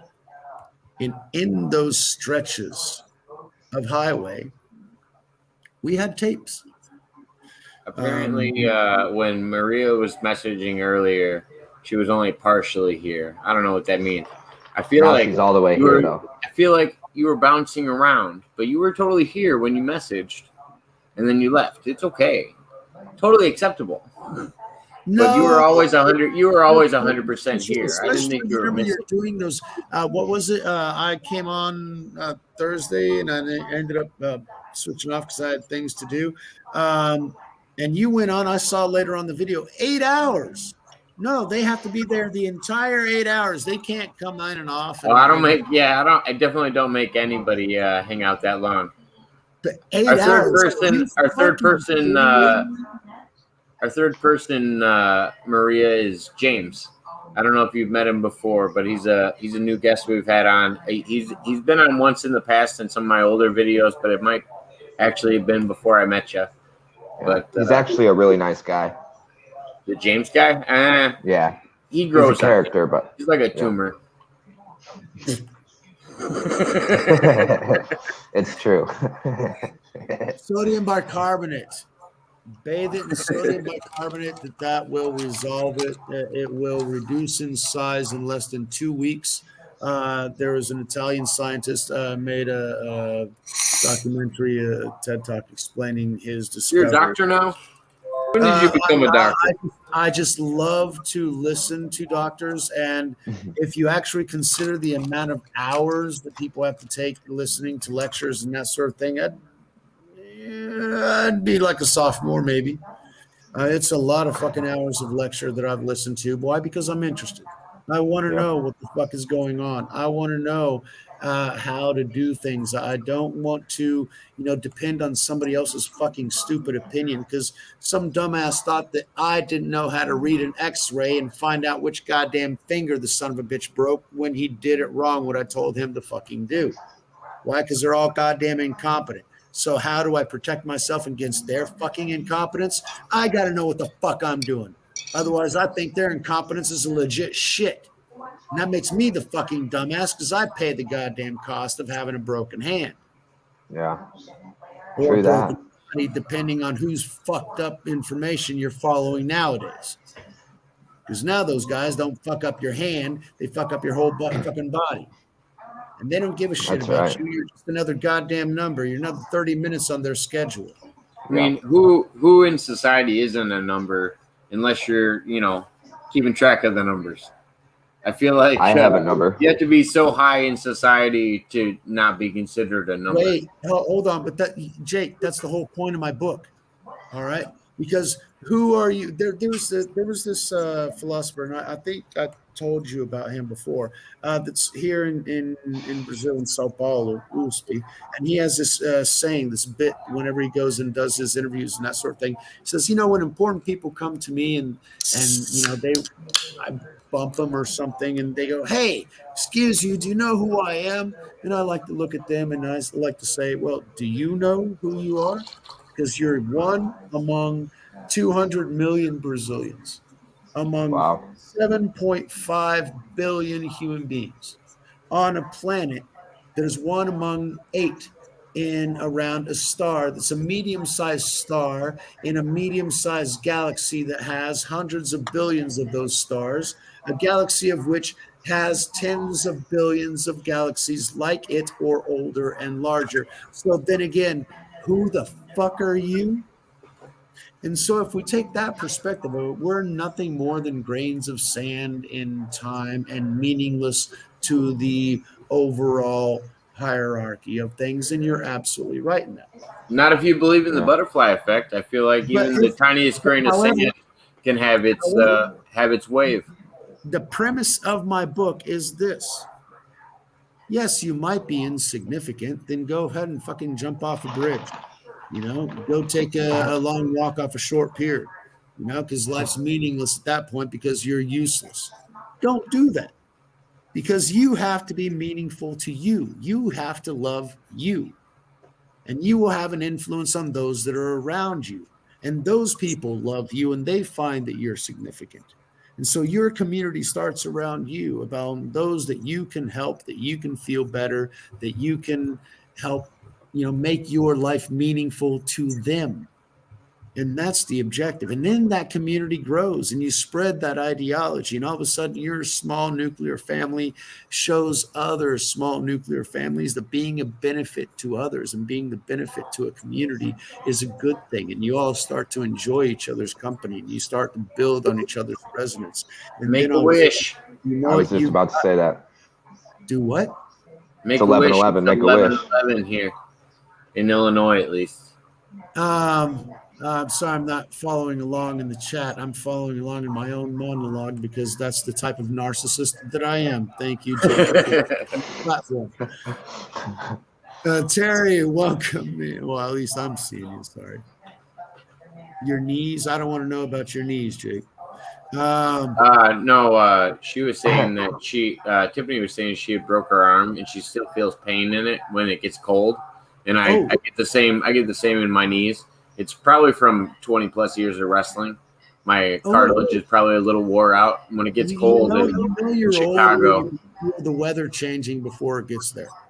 But it's okay. You didn't read the chat, so you didn't know. No, but still. I'm just messing with you. I was reading the chat a little bit. I just didn't want to interrupt while you were talking. Sorry, go ahead. Please interrupt me, please. Otherwise, I'll go on for the next fucking 8 hours. Yeah. Well, Jake will sit there for 8 hours. Challenge I won't make that. I only make it for 7 hours and 59 minutes, but yours was the one that all right, gotcha. But yours wasn't the photo that was on that one. You had somebody else that had that photo. No. James is this is James's second interview. The one he did with me before, we were sitting in the living room with Randy. And he was there with us. All right. Yeah, I remember that one. Yeah. I was making faces, funny ears on Jake just to see if people would comment about it. He put like bunny ears behind me and stuff. Yeah. I scratched his goatee one time, like while I was sitting across the room on camera. I made it look like, just a bunch of nonsense. If you guys get a chance, go back and check out those really older videos when we first started doing it, because it was just 3 people sitting in a room. And yeah, he was like reaching over in the camera. I didn't notice it until after I shot the whole video. Yeah, I never playing games on me. Because my childhood was spent dealing with customers and logistics and freight and travel and being in the back seat of the car and being quiet and listening to the adults. So all that stupid fucking bullshit, no, I never got into because I never actually got to do. I wasn't allowed to either. That's why I do it now. Do what? I said I wasn't allowed to either. That's why I do it now. Got to live a little. That's how you become a child in the older years. Is don't get. I'm an adult baby. I'm still a fucking teenager, man. I mean, my life is like I'm fucking 17 though for the last 30 fucking years, man. I haven't grown up. I don't want to grow. I'm a Toys R Us kid. Yeah. Just like Toys R Us, my youth is dead. Sad face. Moment of silence for Toys R Us. Oh man, I Very brief. I spent so much money there. Holy crap! I bought all my video games at Toys R Us. I wasn't allowed. I've never been to one. Seriously? I swear to God. The largest Toys R Us in the world in New York City, the one where Big was filmed in. That one. Oh wow! I went there. Yeah. No, sorry. FAO Schwartz. That's not Toys R Us. I'm sorry. My bad. FAO Schwartz. Largest FAO I've been to Mall of America. That's about all I got. Never been there either. That'd be cool. I've heard about it. Sounds awesome. What? It's a mile long. Yeah, there's got an indoor water park. There's roller coasters and water parks inside. Yeah. I rode the roller coasters. That was wild. I heard a Then I rumor saw, and they have a movie theater there. I went to the movie. Oh yeah. What's that? I heard rumors they were going to turn it into residential housing or something. Oh, I don't know anything about that. There's no way. No, they just tore down our town building to turn into apartments. Is that why they tore down City Hall? Yeah, they tore down our City Hall to build apartment buildings. Seriously? See, so Wild Turkey isn't one of our sponsors, but we do enjoy it responsibly. And we'd be happy if they'd like to send us any samples. Any drinking is always the willing same. to try. I mean, he pulls out the if you believe in those things where it's a sin, I can understand that. But it's only if it's practicing gluttony. What is sin without a little fun? I mean, I think sin is the it's basis still for sin. fun sometimes. Yeah. This is the favorite line I always have from Michael. Well, it's okay. Jesus died for all of our sins, so we're allowed to be bad, right? Oh man. I know he heard that. He's stirring on it right now. He said, I've been to my local mall. You guys probably have a big mall out there too. Where is she at? Without giving out too much, Texas area. Oh, okay, sure. So I feel like there's probably a lot of big malls in Texas. Everything's bigger in Texas. Exactly. Not me. I go to Texas. Dimmadome. The Dimsdale Dimmadome. Dimmadome. I go to Texas and I stay the same size, so it's unfortunate. Oh, so you did not hear it's not because you're in Texas. Texas doesn't magnify it. It's in the fucking genes and in the DNA, bitch. That's my issue.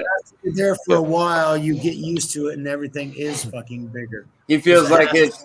He feels like his hometown. I don't have a large gene in my DNA.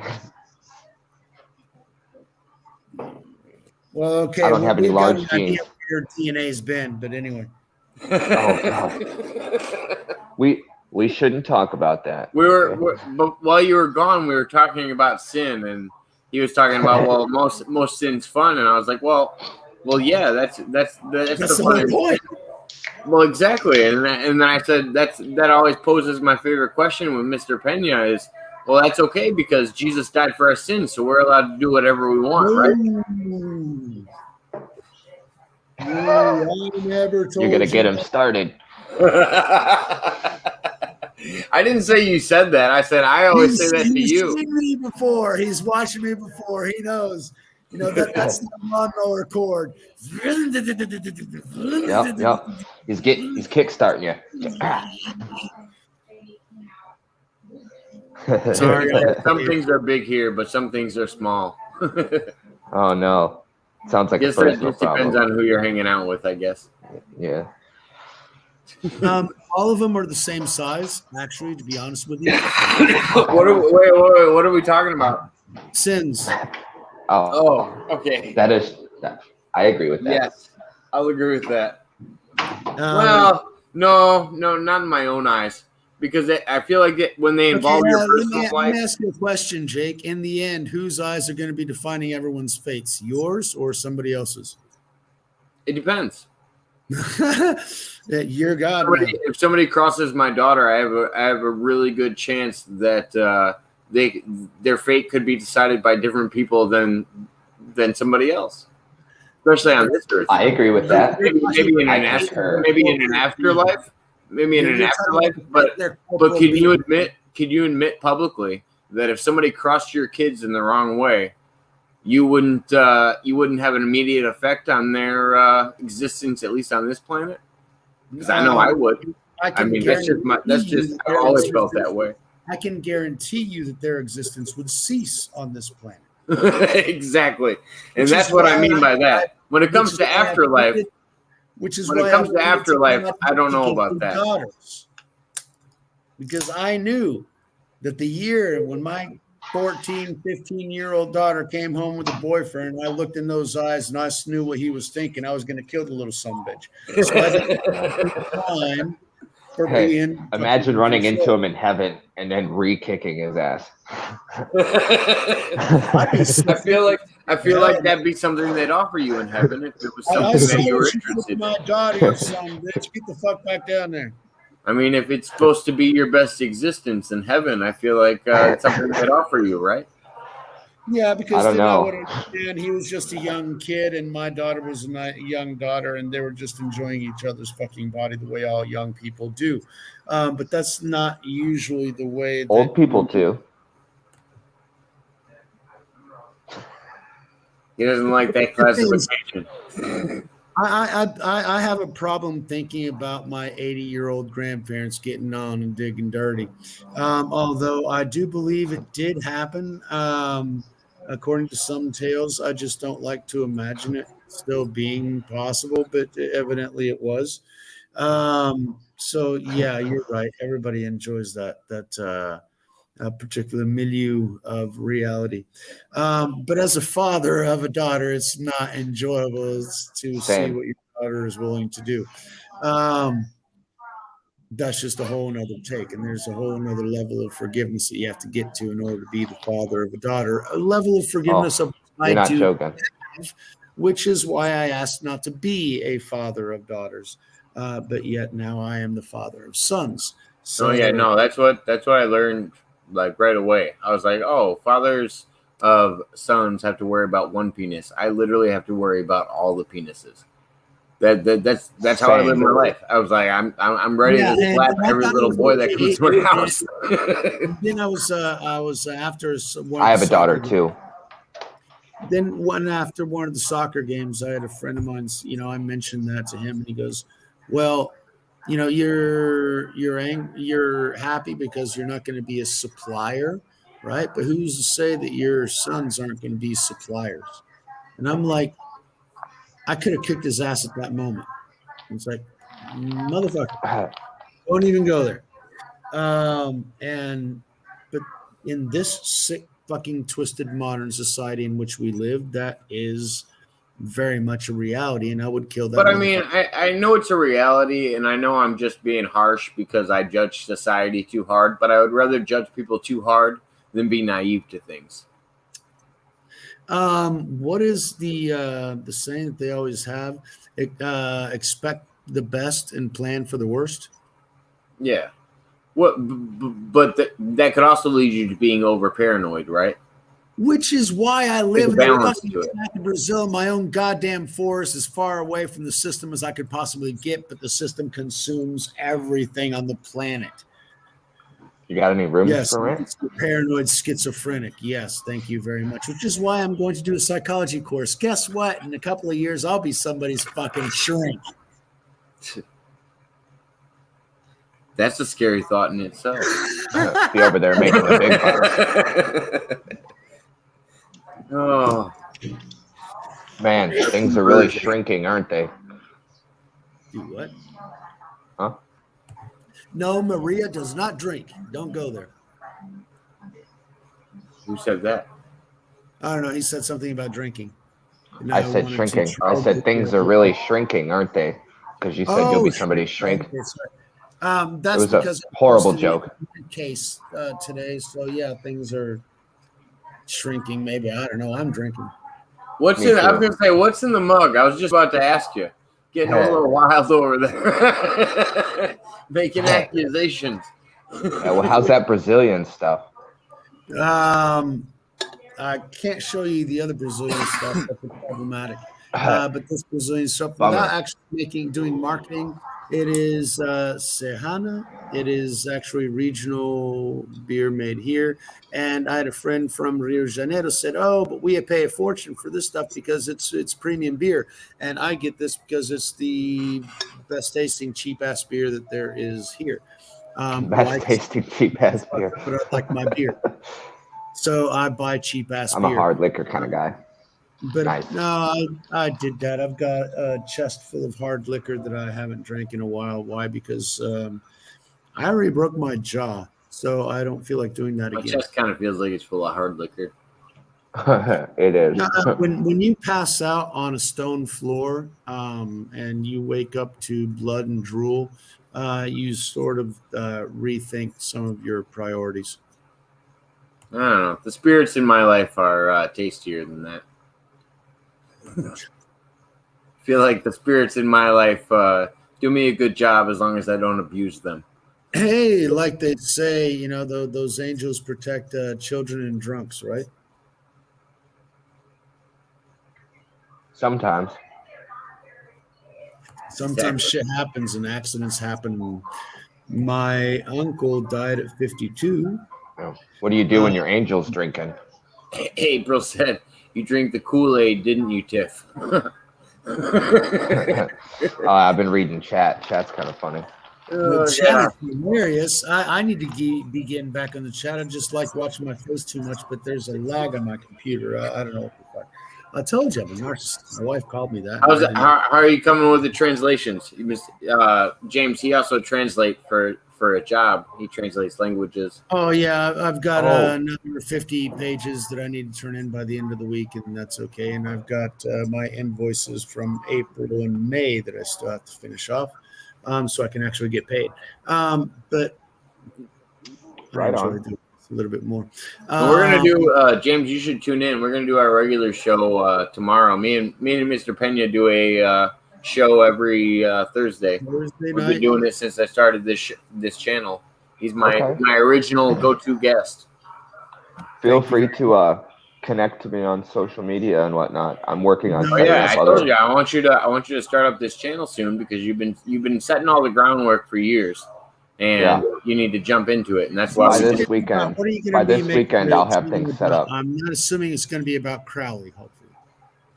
No, just all things paranormal. It's a broad term, I know, but mostly ghost stories and stuff. But I mean, if you've got alien stories and if you've seen Sasquatch or whatever. Let's get into your ghost stories. Hey, South America, El Chupacabra. You ever seen El Chupacabra?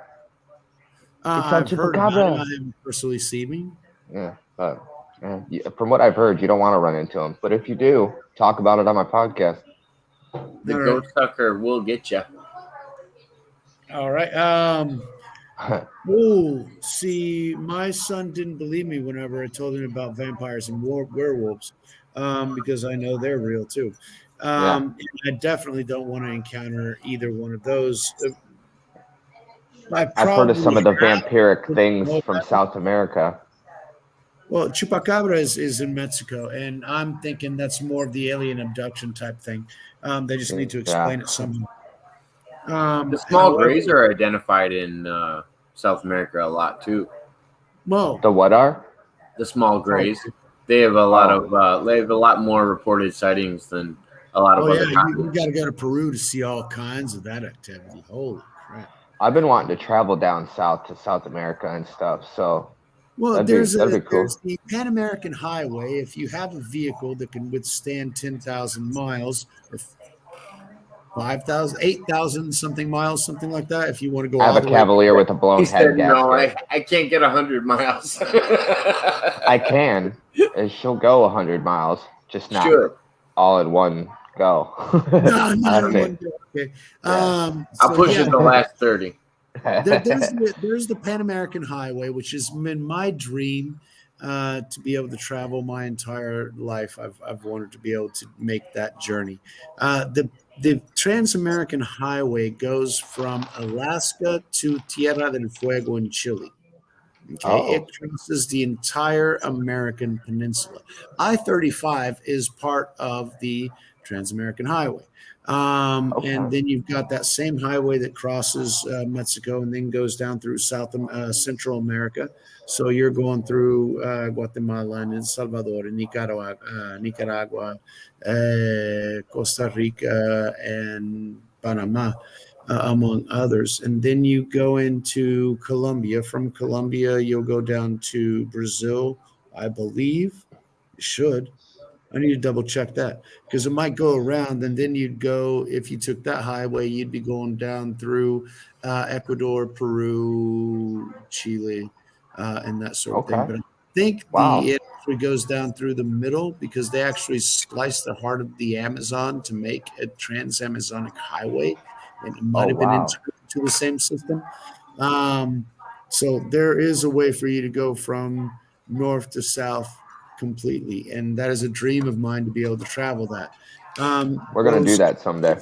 I've always wanted to do that in the US with the east-west train lines. Oh, that'd be cool. You can literally hop on a train in my town because we're like right on Lincoln Highway, which runs east to west. And the train system along the same route.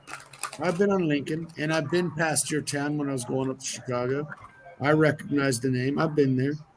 Okay. You know, we have one of the most busiest intersections in the world, I found out. I didn't know that.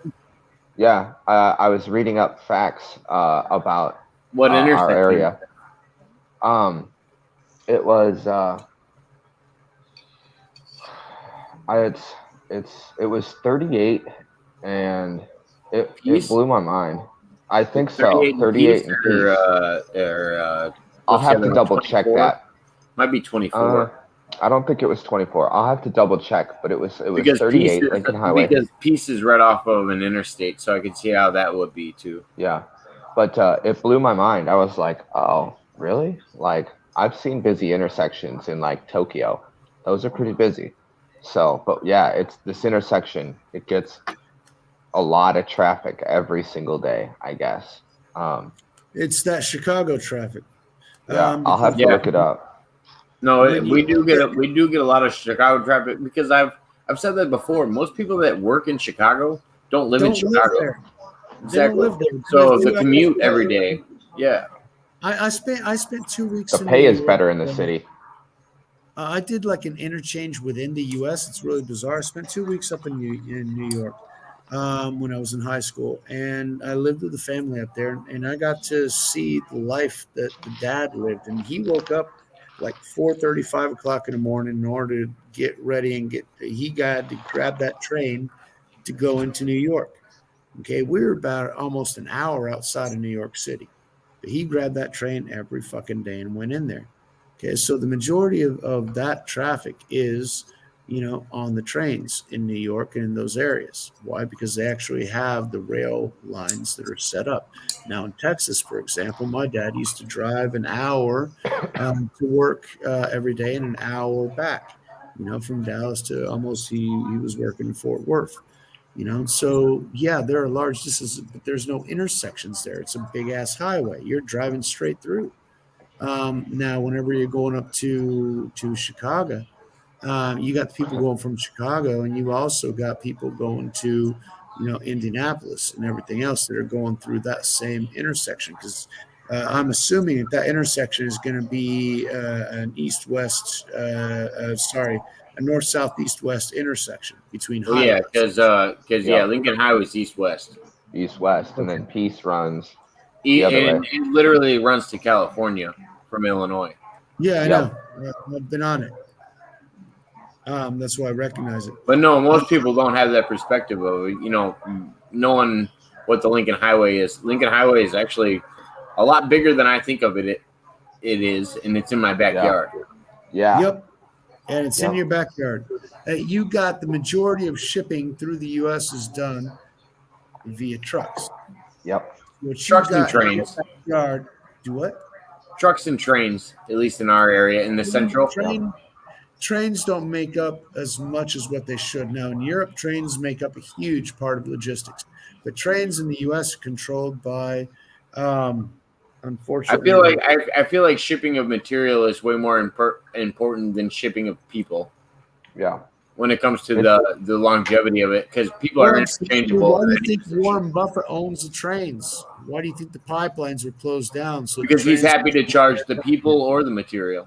Why do you think Elon Musk wants to automate the trucks so that he can control the train industry?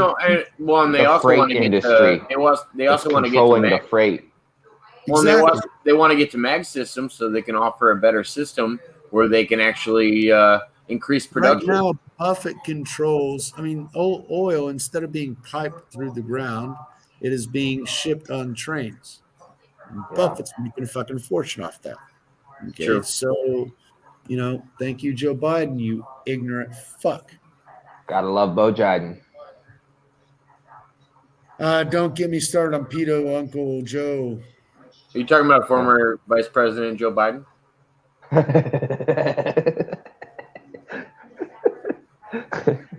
I love that's my favorite Steven Crowder reference. Every time he references Joe Biden, he calls him former Vice President Joe Biden. That's as far as he got. That's as far as he got, man. He was not. That's hilarious. I always forget he was our vice president. No, but well, that's why I say it, to remind everybody. Talking about news, wasn't there a book published today that talked about Milley committing treason? Talking to the Chinese, which is a known enemy. Why are they a known enemy and not considered an ally in this administration's eyes? I could see how the last administration thought of them as an enemy, but why do you think the new administration thinks of China as an enemy? Of course they don't. They already sold their ass to them. They owe their freaking trunks and everything else. Because it seems to me. And the U.S. Let me play, bitch. Michael. Let me play devil's advocate, because it seems like this new administration decided to take back the tax restrictions on China that were administered by the last administration, and it seems like they consider China more of a close ally than the last administration. It wouldn't be because he gets $80 million managing $2.5 billion in funds, right? No, it couldn't be because of that. It couldn't be money. It couldn't be money related. That would mean they were greedy or something. And the That's fact probably that nothing to do with that. $85 billion wouldn't have anything. They pulled troops out of Saudi Arabia. Wouldn't have anything to do. Some crooked connections that they may or may not, supposedly, according to my fucking skewed opinion, have with the Persian Empire. I like this guy, Prince of Persia. I love Mr. Pena. I love Mr. Pena. Michael is one of my favorite guests to have on all the time because you unpack your ideas so well. At the same time, how many people butcher your name? Really get because and he knows how to navigate the platform enough where he can unpack his ideas where he's not throwing it that one week, right? That was the best way to sound out what you were feeling about without sounding out how you're feeling about it. Thank you very much. Facts. No, thank you. Just facts. Just things that have happened in the news recently and just connecting the dots to various different fucking facts. Like 99.86% of something. But we're not going to go down that road either. So I got a even better controversial question I got to put on the table. Holy shit. Right. James. Uh-oh. Do you think that Batman is a superhero? Ooh. Oh boy. He has a Batman shirt on. So I need to know, do you think Batman is a superhero? Shirt? Okay, cool. Yeah.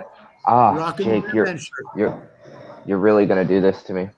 Oh yeah. He is definitely a superhero. He is a superhero. Why do you think he is a superhero? Because everything he does is awesome. But so you think his actions? So you think his actions are super? Well, I know a lot of people who don't. I would say as an outsider's doesn't have any powers. Hold on. As an outsider's perspective, I would 100% say that Batman has no superpowers. Mm-hmm. When I think of a superhero, I want laser vision. I want you to be able to fly. I want something. Give me something super. So tell me how Batman. No. Tell me. He's billionaire. He's Elon Musk. He's Elon Musk. Oh, that's Iron Man. Tell me how Batman beat Superman when Superman's got all those superpowers. How does Batman beat Superman? No, not how does he. Superman's got to be evil and corrupt. Only when he was evil and corrupt in the mind. According to Mr. Pena, he would have had demons on the brain. No.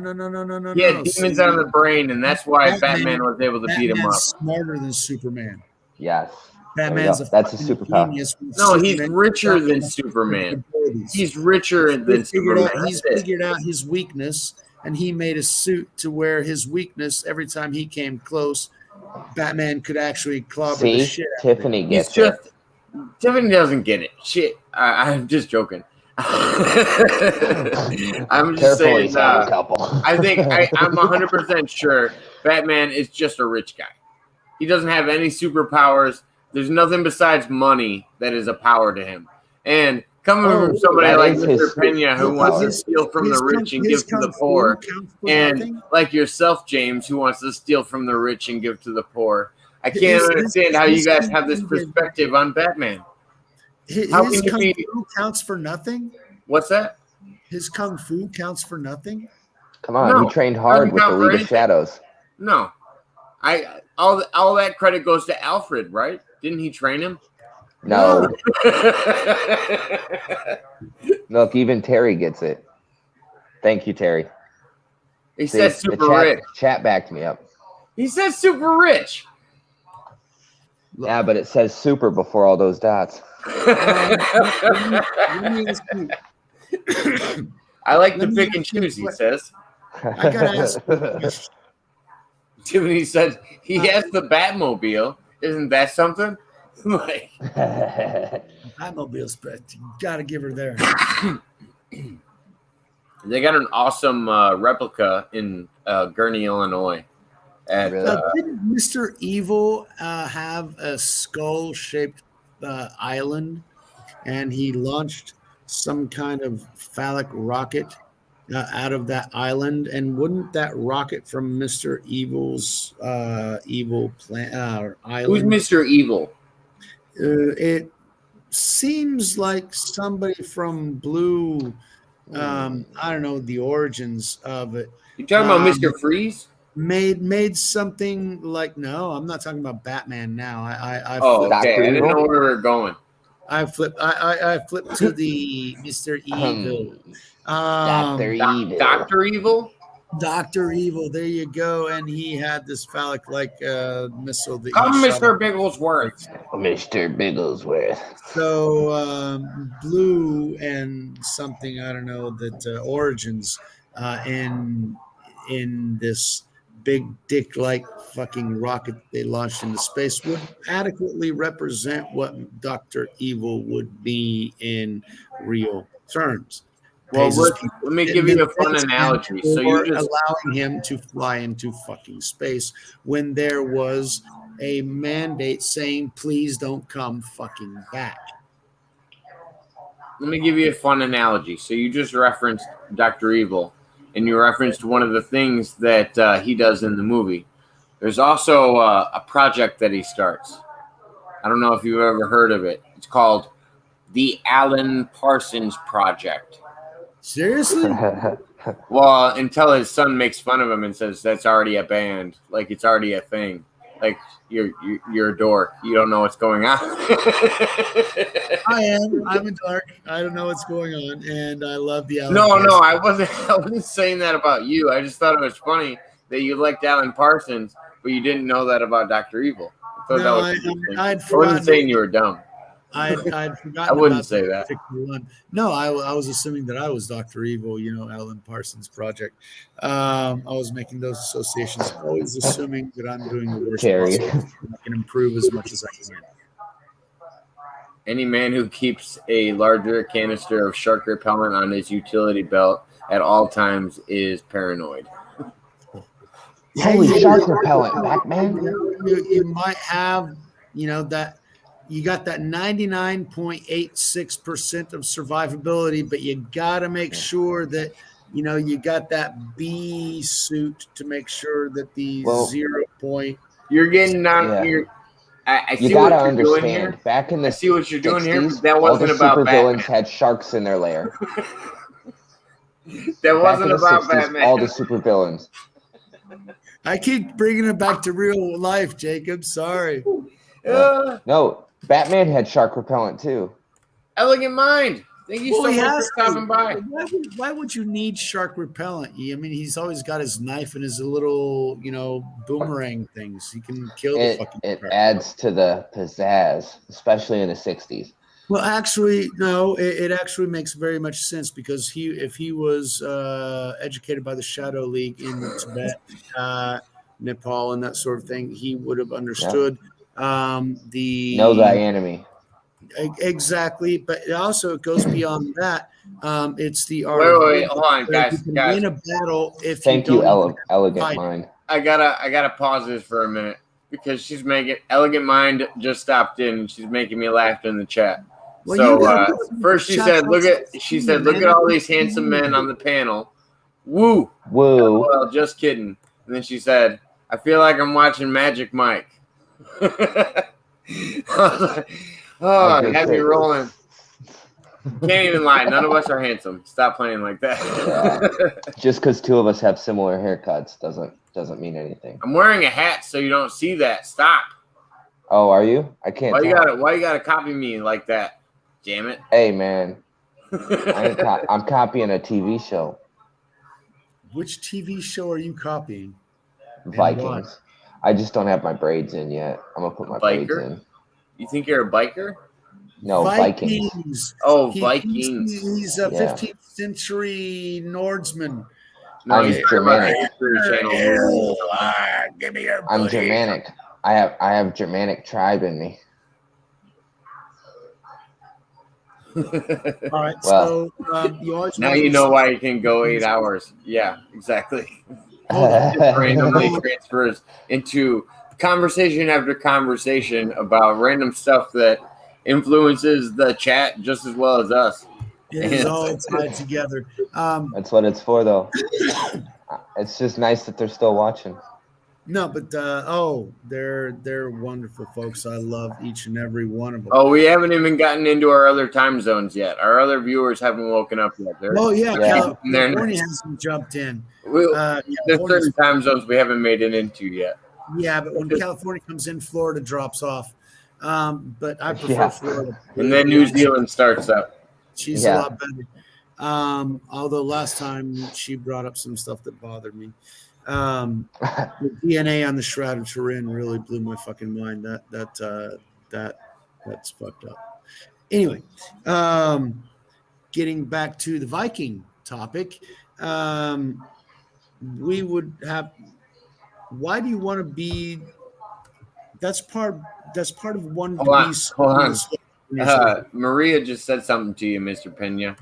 Well, you got to put it on screen, man. Otherwise, I did. I don't know if you caught it. You might have been looking down. It said Pena is too funny.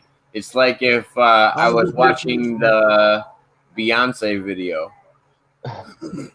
I don't know what that means, but I feel like she's got to unpack that more. Please elaborate. And unless this is like a drunk love kind of thing. No, she love. Remember, quit going down that one. She didn't like that one. She was angry last time. No. That's a Beyonce video. I wasn't saying she liked it. I don't watch Beyonce that much, so I don't. You don't know about Queen Bee? Come on. Yeah, I've seen some of the stuff, but I don't like remember because whatever. You have to listen to some of the stuff so you know what's going on, but it's not enough to be fucking memorizing. I'm gonna sing what I'm singing. James Elegant said that water or wine. Liquor. Official bitch. Go to hell, you fucking 101 Wild Turkey. Because she's a queen fucking bee anyway. So she took the place from Madonna. They're both going to be, issuing their own little cellmates and torture chambers in hell. She's a royal bee for sure. Absolutely fucking both of them. They can have whatever kudos they want here because eternity is a long fucking time. And 70 years that we live in here, or 20 years that somebody's famous and is actually rich, that ain't fucking time at all. That is one of those grains of sand that's insignificant among the larger scheme of things. So getting back to you, James, I was interested more in making you bigger because you always want to be part of something bigger. When you don't understand that you are something bigger, you can be that something bigger that you want to be a part of. And make that something bigger. What you need to do is imagine a bigger form of yourself and how you can actually get there, and you become a part of your bigger you. Yeah. And you create your bigger you, and you bring others into that bigger you instead of you getting into somebody else's bigger them and you being nothing in their circle of them. Yeah. It took me years to realize that, but better late than never. And the occult has helped me see that a lot. Okay. But yeah, and that's kind of why I left all that behind me, and I'm decided to take my future into my own hands, and be the bigger me. But what bigger you do you envision? What do you want to see? What are you growing towards? Because that's the thing. I've got 2 teenage kids. And they make the same fucking questions. What am I going to do when I grow up? I don't fucking know. Yeah. So well, I'm already grown up. Too fucking late for me. I'm fucked. You, however, are not at my place, and you're finding a new stage and that sort of thing. What do you want to be? And everything's possible. I want to be a positive influence, for other people.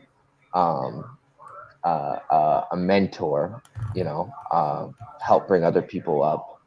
All right. So thinking locally and thinking in your own reality, somewhere where you can physically, tangibly, existentially interact. How can you be a mentor towards others? For example, I set an example for others in certain behaviors. I have certain characteristics of recycling and everything that the people have started to pick up, and I've influenced them. I've forced them to do what I do, but through showing them what I do, they've sort of picked it up and decided on their own to do something similar to that. How can you do that with future generations? How can you interact with the Boys and Girls Club of America or Big Brother programs or something to help the homeless programs, help them get out of the problem that you were once in as well. Different ways where you can reach out, and once you've gone past the finish line, you can reach back your hand and help others reach the finish line as well. So how in your local neighborhood, in your immediate reality, around the people that you interact with, can you make that a reality? Because you start around the things that are around you physically. Then give me an example that me and you just talked about recently that happened. There you go.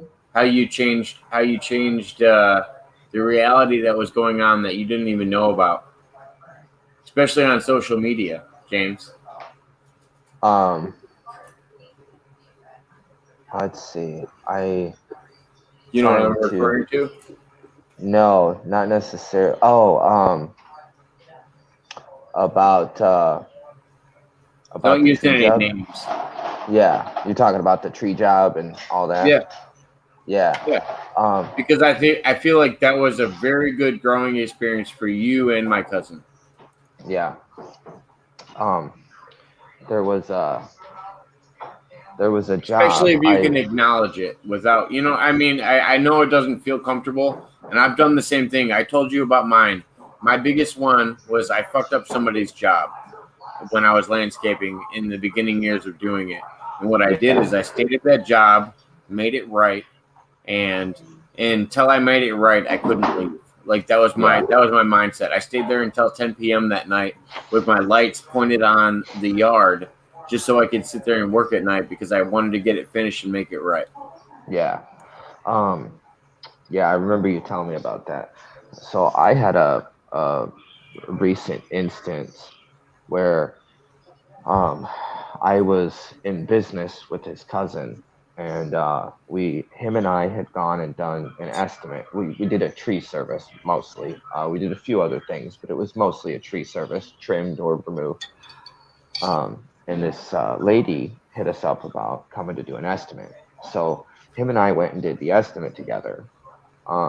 Due to our varying definitions of quality, we are no longer working together and haven't been for months. So I kind of left the business, and he still needed to make money, so he continued to do trees and stuff, Now, I guess this one job was left. I found out later that this one job, after we had bid it, was left completely incomplete.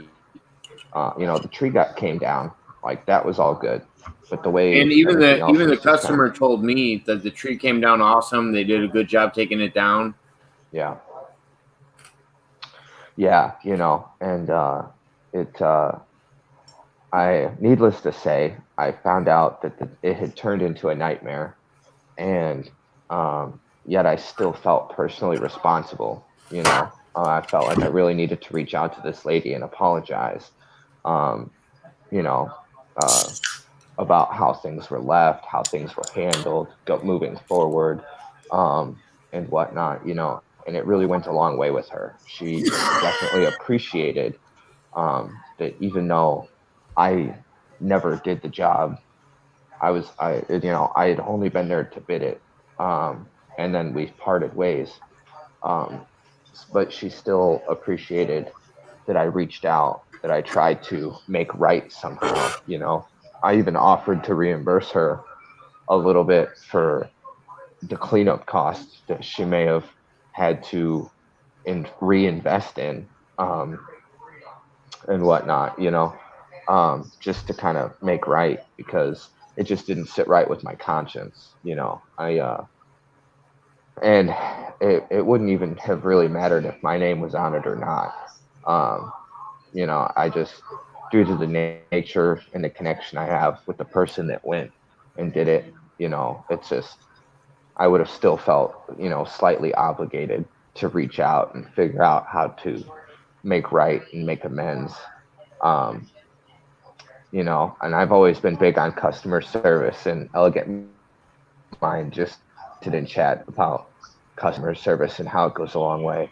And I completely agree. It does, even if you're going through something as simple as, hey, this is what's going on, freak accidents happen. It just, not everything can be controlled or thought of in foresight, so it's all about how you handle and respond to these situations.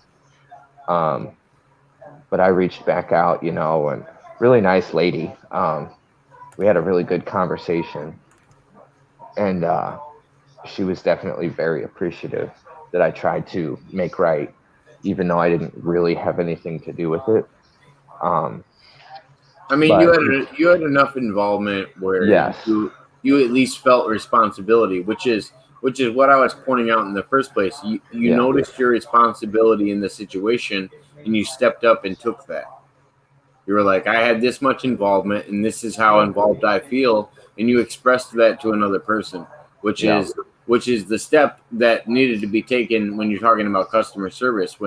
If you felt like you offered a service to them, whether it was just making the bid or anything else, if you felt like you offered a service to them, you felt like you had some obligation to fulfill that. And it was awesome that you were able to reach out to her and, do those things that you did. And that's why I was pointing that out. I think that was a big growing experience for you in working for yourself and being able to establish something in the future for yourself. Yeah, no, definitely. And that's something I've always wanted, was to be self-sufficient, be my own boss, make my own money. And then in that process, being able to help those that might be struggling, or, there's a movie called Pay It Forward.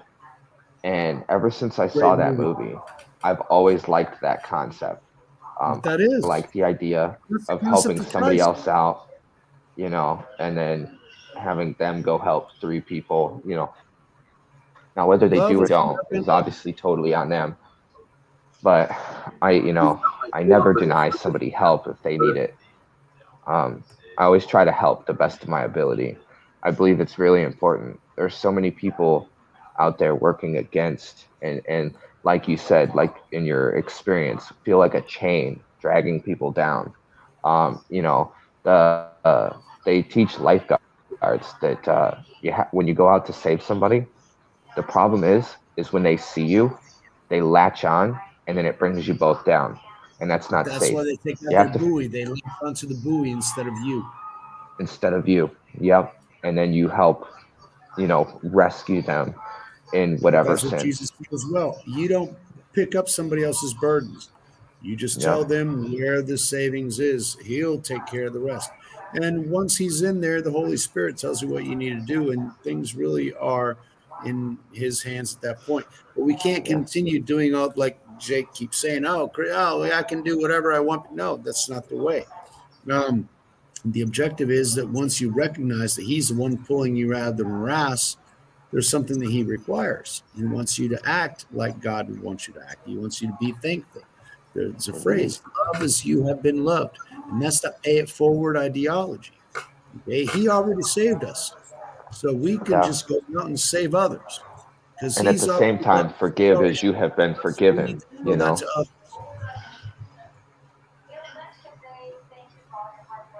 Sorry, I talked over you. No, I was just saying at the same time, they say forgive as you have been forgiven, and it's same concept. Forgiving is, something that we have to do. However, we have a tendency of forgetting that he says, love the sinner and hate the sin. So the individual that's doing, for example, I had a friend of mine who was a crackhead. Loved him to death. He's a great guy, but he can't continue doing crack. His fucking teeth will fall out, his bones will do whatever, and he'll be dead within whatever. So I love the guy, and so I'm going to try and get him out of the fucking bad habit that he has. There are many bad habits that people have. If we love them, if they want to, we can't force them to do. I mean, Jesus created this or help. He's the filter through which our free will is born. So if he gave us free will in the very beginning, who are we to take away somebody else's free will? If they want to destroy their life, we offer them a hand. If they don't take it, we can't grab onto them as they're falling down, because they're likely to pull us over the edge and we'll go down over the bridge with them. Okay, so one of the greatest movies that I ever watched. I loved it. It was always on every single Christmas. Now I think the rights have been bought by somebody and they never show it. But It's a Wonderful Life. The story about they still show it every year. It's a regular thing. At least in the US, I don't know. I've never seen it. The guy's about to jump off the bridge. And that little puny freaking angel ain't going to stop him, because, he'll be pulled over along with him if he jumps. I mean, well, it's like nowadays, though, if you got money with your face on it, you're already invested. You're good to go. You don't have the same morals as some of the people in It's a Wonderful Life. Where do morals come from? This is where atheists always get it wrong, because they think everybody has a certain. Where do morals come from? Morals come from nurture. Morals aren't developed by nature. No, I didn't say that. Nature is not moralistic. Nature is not moralistic. Nature is barbaric. Nature is barbaric. Nature is exactly what it is. So nurture would have to be where structure and things like that come from. Yeah, and that would be the something that's taught. Yeah, but taught by whom? And it depends on who in your life is teaching you. You know, I mean, a lot of people in their life, their parents aren't teaching them. There were times where people said you have to have 8 kids and sacrifice 3 of them. But you know what I mean, though, Pena, is the fact that sometimes parents teach you. Sometimes you learn from a school system. Sometimes you find a male figure in your life that is your guidance, or a female, whatever it happens to be. But it's not necessarily always the parents. I think it would be a stronger society if it was the parents, but that's not always. I was raised by wolves. It would be a great society if people listened to the father. It could help in some. It could help in some senses, but you could also admit that if people follow the father too hard and abuse it, and the Christian Crusades, it could be a bad thing. However, I'm not sure the Christian Crusades necessarily. That was Catholic, though. That was their defense, hardly Christian, because they had been attacking us for years beforehand. However, it did get out of hand because people think they can abuse, and so they do abuse. They get into their animalistic traits. I mean, if you're slaughtering people on a battlefield and you go into town, you're going to go in with the same fucking adrenaline. You're going to do stupid shit when you go into town. That always happens. Just ask any woman in Okinawa. Whenever a Navy ship comes in, they go into their rooms and they lock their doors because they know some crazy shit's going to go down. That's just what happens. Humans by nature are barbaric. Just look at kids. Yeah, but see, that's the point. We're supposed to get it beyond our barbarism. Okay, that is where the deeper self. Do you think it's important for humans to shed that animalistic nature? Jesus told us is absolute. We have to. I don't think in being involved, and this is just my own view, but in being involved with this planet and knowing everything that goes on with it, I think there's a certain animalistic nature that has to be inherent in that structure, because otherwise, how are you going to have that connection with nature? How are you going to have that connection with just the simple fact of sitting in front of a fire and enjoying it? Like, that to me is part of nature. I mean, people want to act like fire isn't part of nature, but it's a natural occurrence that happens on this planet. Hold on. In order for nature to express in the last 5,000 years since man has dealt with fire, and we have education. But I'm just saying, it has such an inherent. Look, I don't know what you'd call it with the human society since our beginning. So when it comes to us thinking about it, it's a different level. Higher than what the majority of nature does, because when an animal sees fire, they run. But what I'm saying is, lightning has struck our planet forever and caused fires. Well, so check this out. How does a forest regrow? Always ran away. How does a forest regrow? That's true. A forest, in order for a forest to experience regrowth, it usually gets burned down naturally. And through the ashes, new growth forms. So people say fire is bad, but fire is not inherently bad. As above, so below. That's where I guarantee Pena will agree with you on that one, because that was the big problem that we were having in the U.S. with California, that had to do with the idea that they stopped the natural burns that were going on because they thought it was detrimental to the forest, instead of creating the same process that was supposed to go on naturally. Like there's this. If we didn't stop the process, it would happen naturally. If you have controlled burns and you eliminate the underbrush and everything else, that the combustible. Well, that's something that would happen naturally without our influence if we weren't.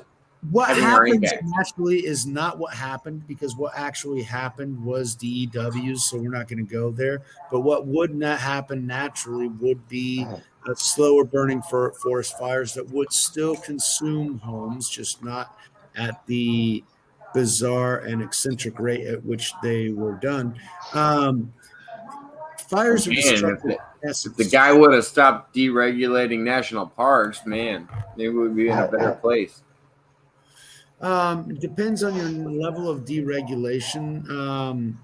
I like how I didn't have to give any reference, and you knew exactly what I was talking about. Of course, I know what you're talking about. I'm a fucking genius.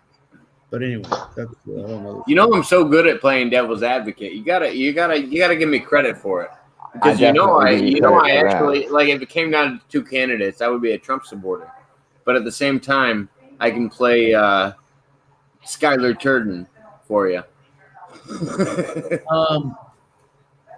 If you know that reference. Sorry, Jacob. I'll have to listen to your words a little bit more closely, Psaki. You are able to speak in two ways at once without having any real meaning within the words that are uttered. As you'd like to say, I like to speak in tongues here and there. Some tongues you like, some tongues you don't. Tongue, buddy.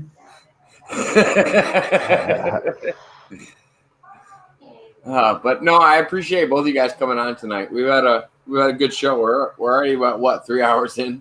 Almost, yeah. 20 minutes shy of 3 hours. 2 hours and 40, yeah. It's been a good one. And we're on tomorrow, and I've got work to do. No, I figured. James, it's been a pleasure. We'll get into this a little bit further if you're still interested, but I didn't piss you off too much or whatever. Thank you, sir. No, definitely not. I love a good conversation. All right, there we go. I don't know how far we can go into the DWs and WW3 that's going on right now with bioweapons and treason and everything else happening. In the next couple of weeks, we'll figure things out. And problem is, hold on to your hats because shit's going to get rough. That, Jake, thank you very much. We'll talk more tomorrow. There's lots to go over. James, I bid you adieu. Good night, I didn't get in there as much. My computer, like I started off, is lagging like a son of a bitch. So Elegant Minds and Tiffany and Terry and whoever is left, Maria and Jorge, thank you very much all for being here. I appreciate you all so very much. Jake, as always, I appreciate the invite. And see you tomorrow. You give me a buzz, I'll be here. I appreciate it, man. It was nice to officially meet you. Thanks again.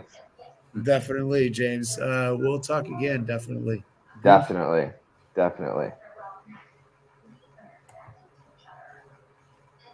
All right. Anyway, so Elegant Mind, you said fire is neither bad or good. Fire is fire. That's like saying lightning is bad or saying water is bad. And so that's kind of how I feel about religion sometimes, with the ideology that serpents are bad. Serpents are a bad thing in the eyes of religion, and they're depicted to be in that Most way. Religions. Well, you also see it in alien theology as well. Reptilians are considered a bad species compared to others. Anything like for some reason, this reptilian or serpent being is considered on this level, and I haven't considered why.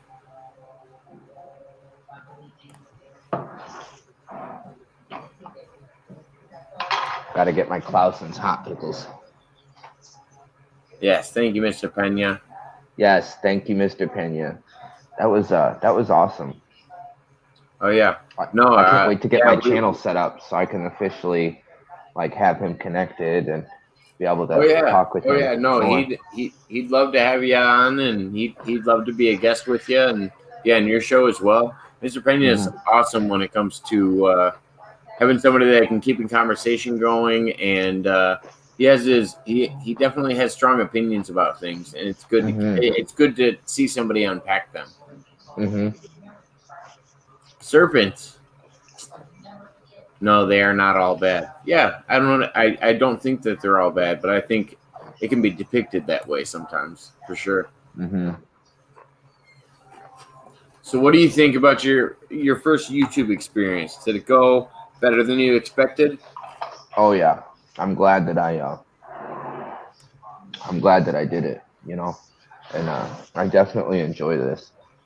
And I'm really excited. This is why I told you and Randy the same thing I said, the biggest thing that you need to do is you need to jump on something so people can see you.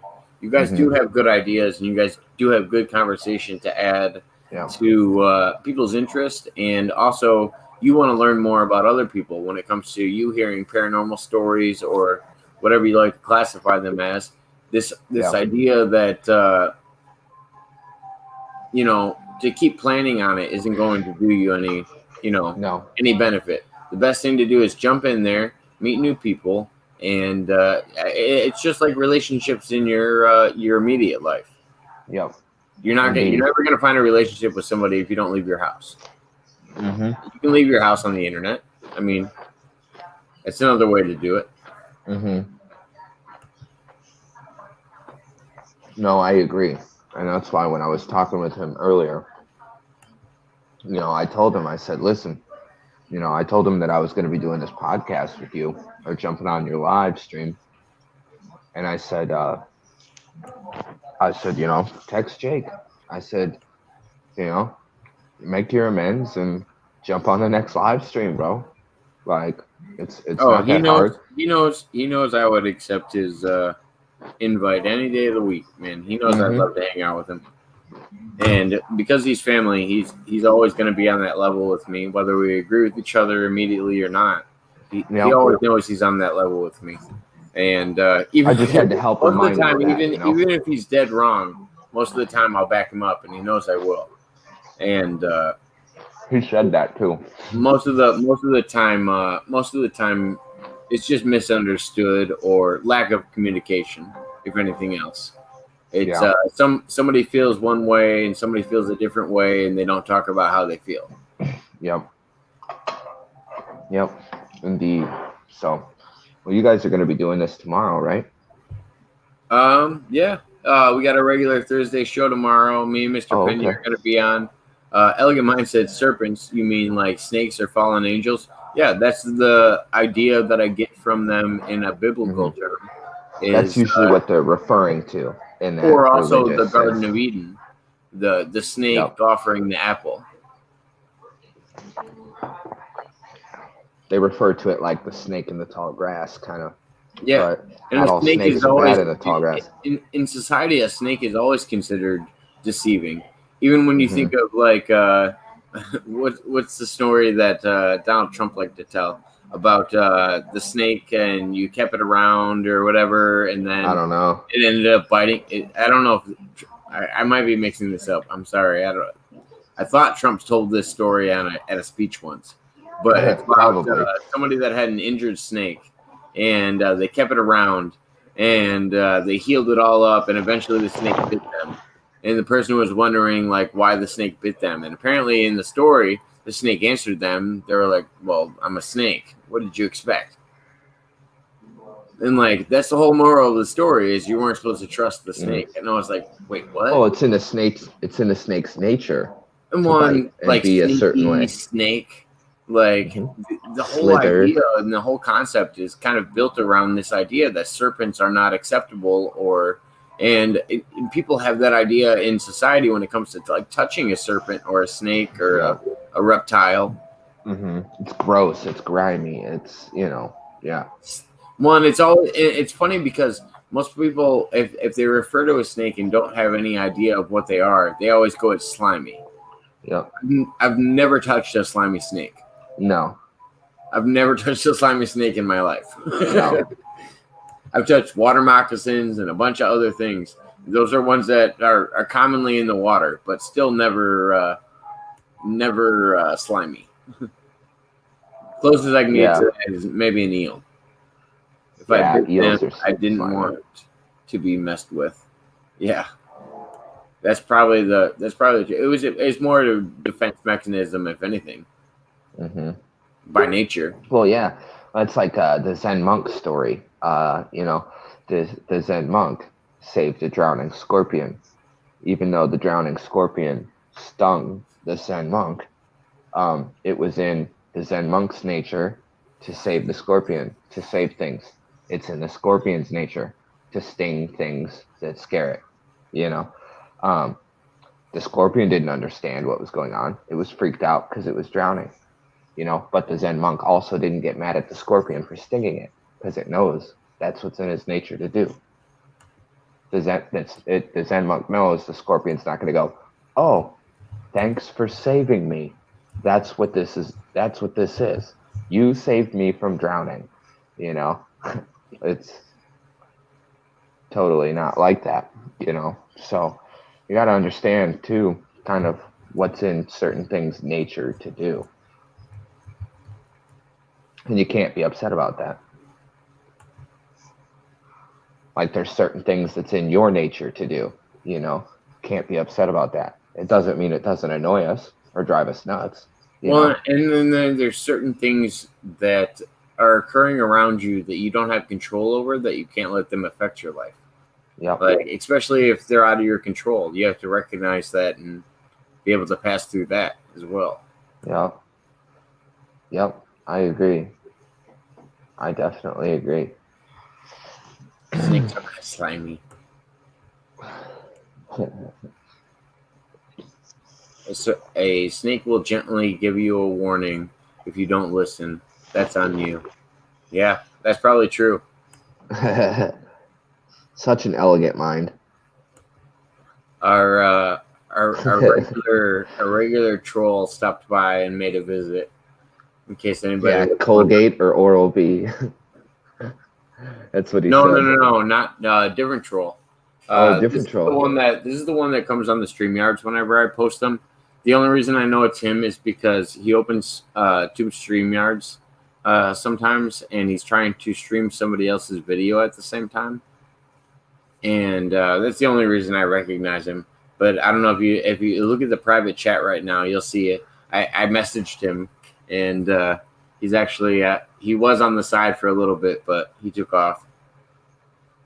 Oh. Elegant Mind said, "Thank you, James." Yeah. You're welcome. To think I'm well-rounded. Definitely well-rounded. Me too. I try to be. I mean, I've seen your belly. Hey, round is a shape.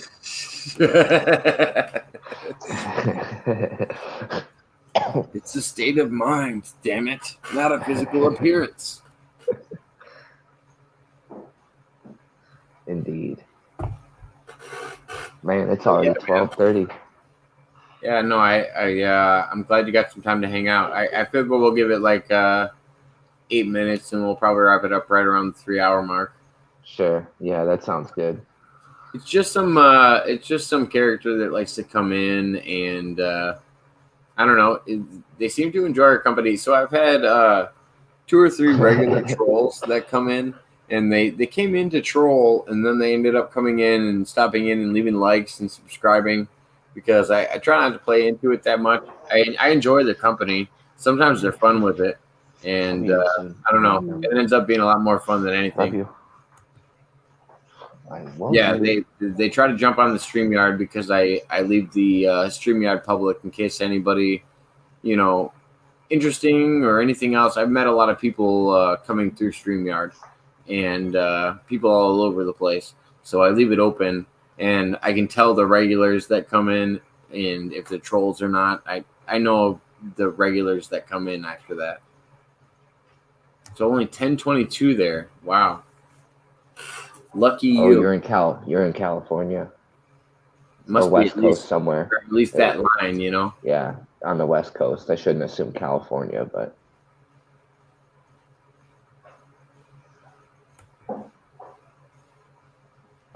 $122. Oh yeah, Mud Rabbit's they're on the east. Mud Rabbit's in the Florida area. Oh, yep, East Coast. That's what I figured. Oh, you might say no, Oregon. Yep. Oregon. Yep. I knew as soon as I said California. Down that same I was line. Like, no. Yeah, I love Oregon. I've been wanting to go out there. Talk about beautiful trees. Oh my god. I've never been out there. I couldn't even imagine. I've never seen Oregon. I've never seen the redwoods. I've always wanted to see the redwoods. Yes. Me being so passionate about trees and loving nature. Yep. To me, the redwoods would be such an inspiring thing to see. Yeah, I agree. I've definitely been wanting to go see the redwoods. It's one word. I heard they're burning too. What's one word, not two? Maybe redwoods. I don't know if we said it too fast. Oh, I don't know. I'm not sure. redwood. The You're not redwood fast enough. is one word. Redwood Yeah, I trees are assume one so. word. But look at you smoking tobacco. That's tobacco, folks. Don't let them fool you. Yep, this was tobacco. And then the other one. If I go to this guy, that's a different story. That's a different story. Gotta love it though. Oh, the recreational use in Illinois. Oh man, what a great quality to have. Yeah. Oregon knows what I'm talking about. Yes, they do. God, talk about recreational. Didn't they just decriminalize everything? Yeah. Yeah, pretty much. Yes. It's Colorado trying to do that. Oh, West Oregon Coast is has one always word. been on top of shit. Oh, Oregon, but there's a town by me that is spelled similar, and it's called Oregon. And so sometimes I say it like that, but I don't think it's. I think it's one word. I've never. You might said, "Oh, you have a puppy." Who pronounces Oregon as two words? I've Sometimes never met anybody. Sometimes they say it Oregon. Oregon. I guess you could see it as a compound word, or. Oh, you can hear my dog. Yes, I forgot. This is one of them. Ruby, say hi. Say hi to the camera, Ruby. She opened her mouth and smiled right when you said it. Yeah.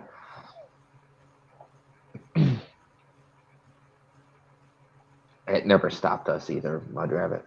I've been smoking. Well, I quit recently, but I smoked my whole life. Don't act like you smoke. You're a nice sober boy now. I'm a bitch now.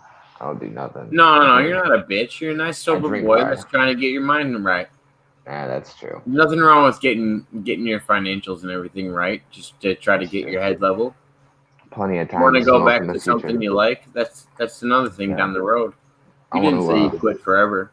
No, I want to be able to smoke on my yacht, you know, or the boat at least. And then we also have a Great Pyrenees, and she looks like a giant snowball. She's somewhere else right now. Winter animal. She got that fur coat. She loves it. I realize I like the winter too. I just don't like the snow. I like the snow as long as I don't have to remove it, actually. Does she shed a lot or no? Yes. It looks like it snows inside our house every day. That's how much hair comes off of her. So I've told this story online, but I never had a reference to the person I was talking about. So there was this person that came over to my house, and they're like, "Oh man, I love rabbits. Rabbits are so cool. Like, I want to check out your rabbit that you have." And I was like, "Oh yeah, come over and check out my rabbit." And it's the only person I've ever had come to my house that found out they were allergic to rabbits once they got in the door. I knew it.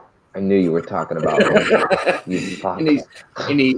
And James, I've never been allergic to rabbits in my life. He sends me a picture 10 minutes after he leaves. His eyes are swollen shut, and he's going to the hospital the next day. Didn't even go to work the next day. Yep. I found out the hard way that I was recently allergic to rabbits. Yeah. Yep. I gotta thank you for that one. I'm glad I taught you a lesson about rabbits. Maybe it was just my rabbit. Maybe it's a rare condition. Maybe you should try other rabbits. Yeah. He said no thanks. I'll enjoy it clear. You see how he's not at my house today doing a live stream. He's got to be at his place. He knows there's a rabbit here. I'm on my phone. Yeah. Little do they know you're in the other room. If I open this door right now, you might see James standing under my fan. I'm behind the curtain with Oz. I have a rabbit. I guess James Oh, won't I be. still go over there. I just soon. don't touch the rabbit. Yeah, he Do can't not get touch near the it. rabbit. I don't even look at the rabbit, just in case. It's always rabbit season for him. Yeah. The roles are reversed though. The rabbit hunts me. I don't think it hunts you. I don't think it realizes. I feel like your body's developed this case where it's not accustomed to nature anymore. Ruby. Yeah, something. My body's changing. I guess that happens when you get older. I don't know. That's exactly what happened to me. That's why I feel like I might have a gluten allergy now. Oh God.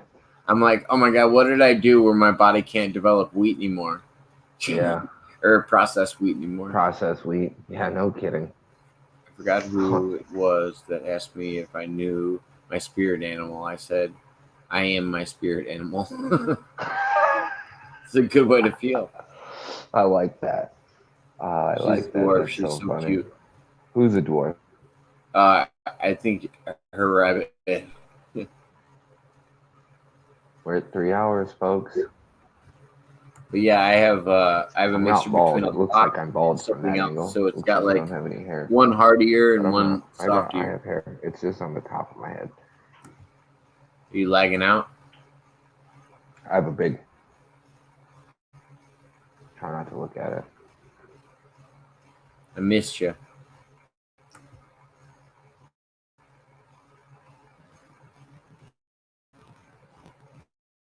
Uh-oh. There goes the internet. And the neighborhood. Mine's black and white too. I gotta show mine off now. Elegant, have you seen my rabbit or no?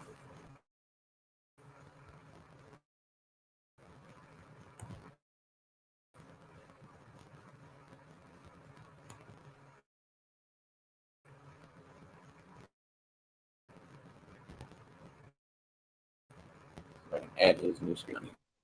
Hello. My Wi-Fi is I'm acting. gonna leave your other face on there just for you to look at. Can you see it? Oh, it went away. Oh, it just It went caught away. up. Darn it! I wanted to see it too. It would have been funny to see two of me in the chat. One of me's hard enough to handle.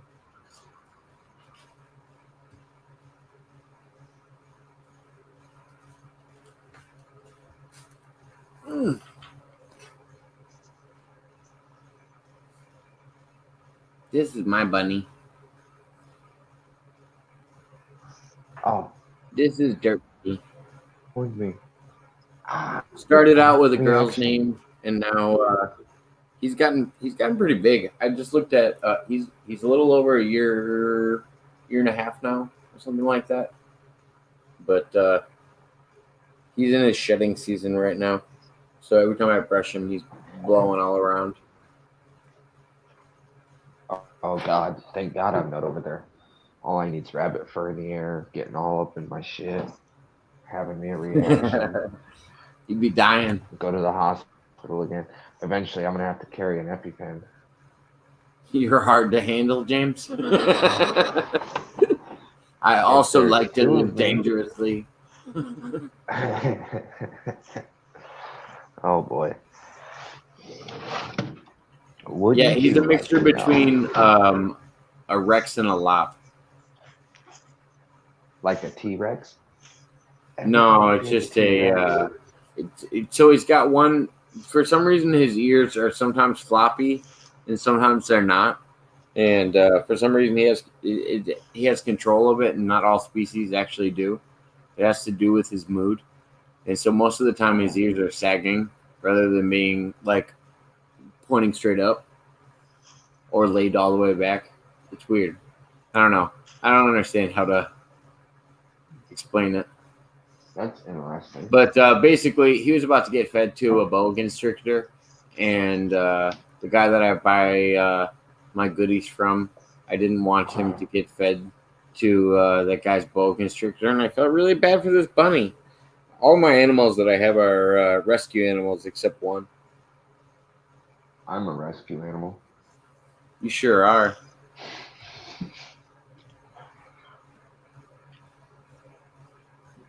saw a video today of a rabbit doing a dog course. It was so cute. Yeah, it's so cool when people can. Well, I mean, that's what's cool about rabbits that a lot of people don't know is they almost come somewhat trained like cats if you get them to that point. Like my bunny likes to potty in a litter box. It's so easy.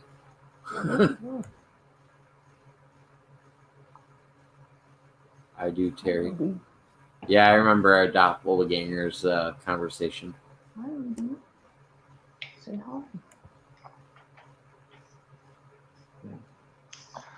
When their ears are laid back all the way, it means they're annoyed. Yeah, for me, it's like when they get like the one reaction that people don't notice is when they get stiff and like almost do that play dead thing. People don't even notice what that is, and you see people all over TikTok like almost abusing their animals, putting them in shock, and they don't even know what they are.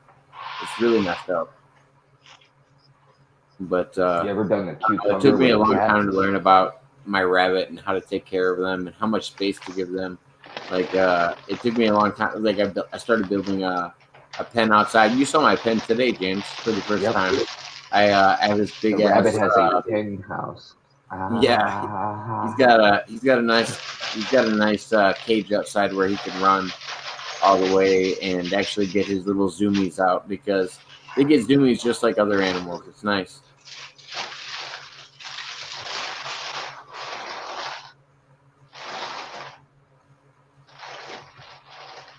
Puppy. Ah, cute pup. Her name's Ruby. She's a I see mine laying her ears back a lot. I'm like, child, what do you have to be annoyed about? You're spoiled. Yeah, I'm the same way. I have 4 kale plants that I grow just for my rabbit. My rabbit eats way better than I do. I wish I today's had. date? The 15th? Don't do that with milk in front of me. If it smells good. okay, go with it. If it It comes does out smell thick alright. on this video, I'm gonna be like, ugh. No, it's 1% milk. It's still all right. I just thought about it though. I was like, oh shit, I'm a risk. I like to live dangerously. Terry said, James and I now have something in common. We both cooked a snack while being a guest on your show. Yeah, Terry's big thing is in the nachos. For some reason, every time Terry's on, he's enjoying some nachos. I love good nachos. Hey Terry, jalapenos or no jalapenos? That's the question. That is the question. LOL, all dogs are puppies, even if they are grown. True that. Yep, and all ladybugs are ladies. Even if they are grown. Jacob is going to have a cooking show on Wednesday nights. Oh, that'd be fun. Right? Do that. THC cooking. Keto cooking with Jake. It would be THC cooking or something fun. Yeah. I feel like it had to be some kind of cannabinoid fun. Ooh, milk.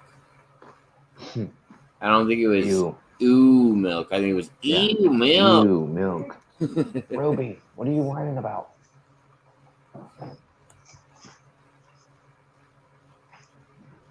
So now I'm thinking with Elegant Mind. Ooh, you need some milk. But anyway, it's getting late over here. It's probably not getting late for everybody, but it's getting late for some people. So, oh yeah, I also don't drink milk because I have a feeling that it doesn't make a damn bit of sense to me that humans drink milk coming from a cow. I call it udder juice, and it actually absolutely grosses me out. The closest I'll get to milk is almond milk, and everybody It's that utterly drinks milk, ridiculous. everybody that drinks milk likes to make fun of almond milk. How do you milk an almond? How do you milk an almond? I ain't never seen an almond. I ain't never seen an almond with titties. Anyway, James and Randy are big proponents of components of the milk and the Choco milk, and you boys are all about it. Whoop, calcium. He does the jalapenos. Yes, my man. I like him already. I liked him before, but I definitely like him now. Probably lactose. I feel like because a lot of people that drink milk, they do it to settle their stomach, especially with Nothing like acid upsets my reflux. stomach.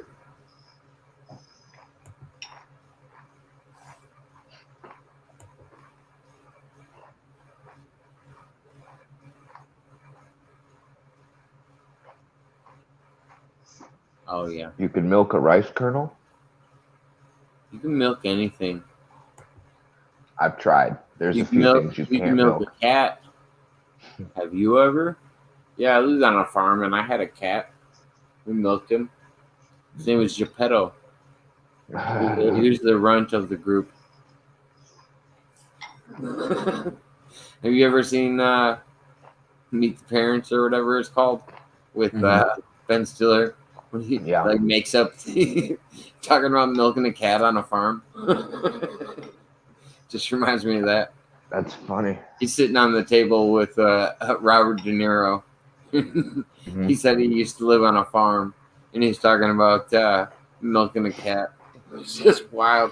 I'll have to rewatch that movie. I remember the Robert De Niro had the fake set of titties so he could feed his son or whatever. I don't know that one. Yeah. Which one is that? It was a thing that he. Oh no! In one of the later, Meet the Fockers, maybe. About. Yeah, Meet the Fockers. Which is ironic because milk is always good. Way to take the burn off the tongue. Yeah. The trick is to coat your throat with milk first. It's almost like soothing. Well, it's the same idea. It's the same idea as like Pepto-Bismol, that chalky thickness. Yep.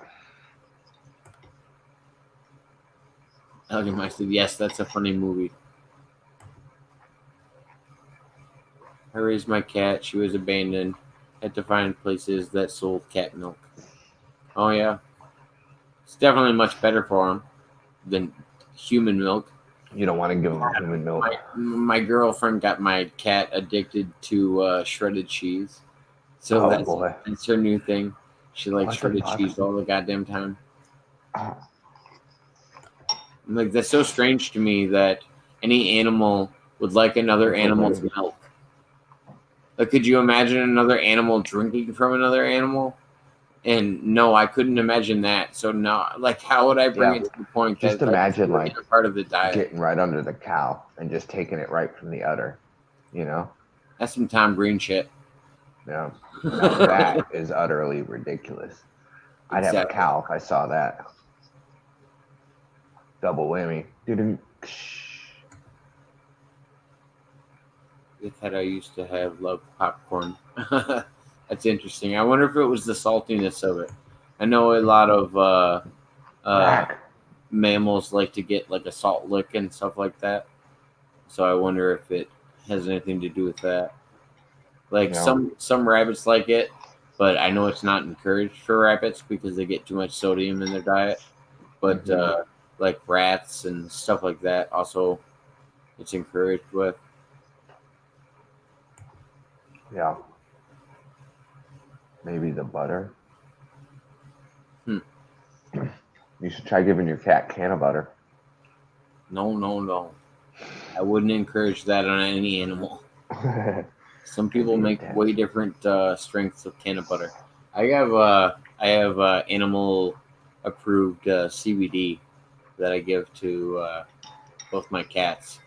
I don't give anything to my rabbit. Just kale. Kale in his regular feed. Hey. It probably won't kale him. Specifically alfalfa. I'm picky. Ooh, that's good stuff. The alfalfa is good. Maybe, LOL. Whenever I had popcorn, she would come running. Yeah, that makes sense. Plus the crunch. The cat was a salt addict. That was catnip for her. Nice. Well, guys, if you guys have any more questions, we're gonna wrap up here probably in the next 1 minute or so. I'm about to finish my bowl of cereal. Honey Bunches of Oats with almond.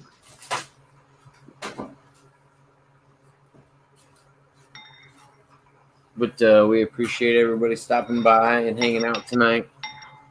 Yes, it's definitely been fun.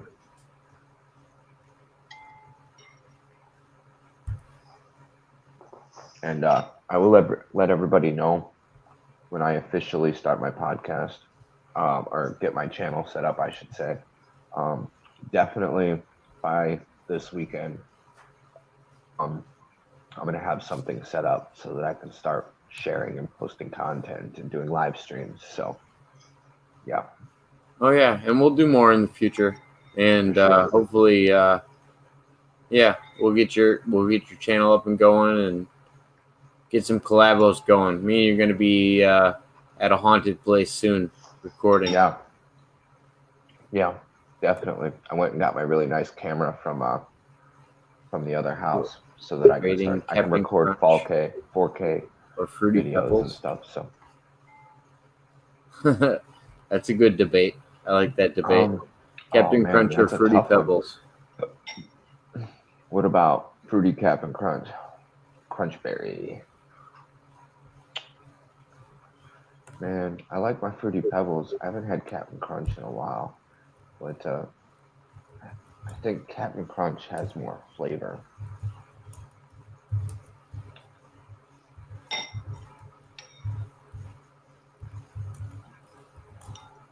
It's all full of sugar, though. Sorry about that. I had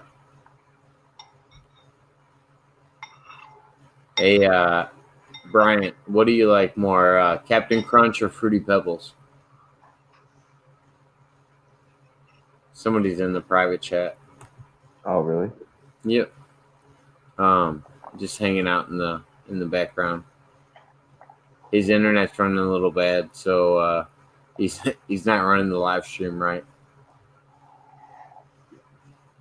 I don't know if it's my connection or his, but oh, I see. He can hear us at least. He said Fruity Pebbles for him. Flavor? Oh, Fruity Pebbles, because I'm fat. It's fat. PHAT.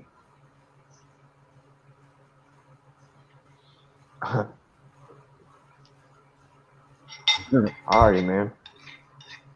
All right, everybody. You guys have a good night, and this is James. We'll talk to you soon. Off.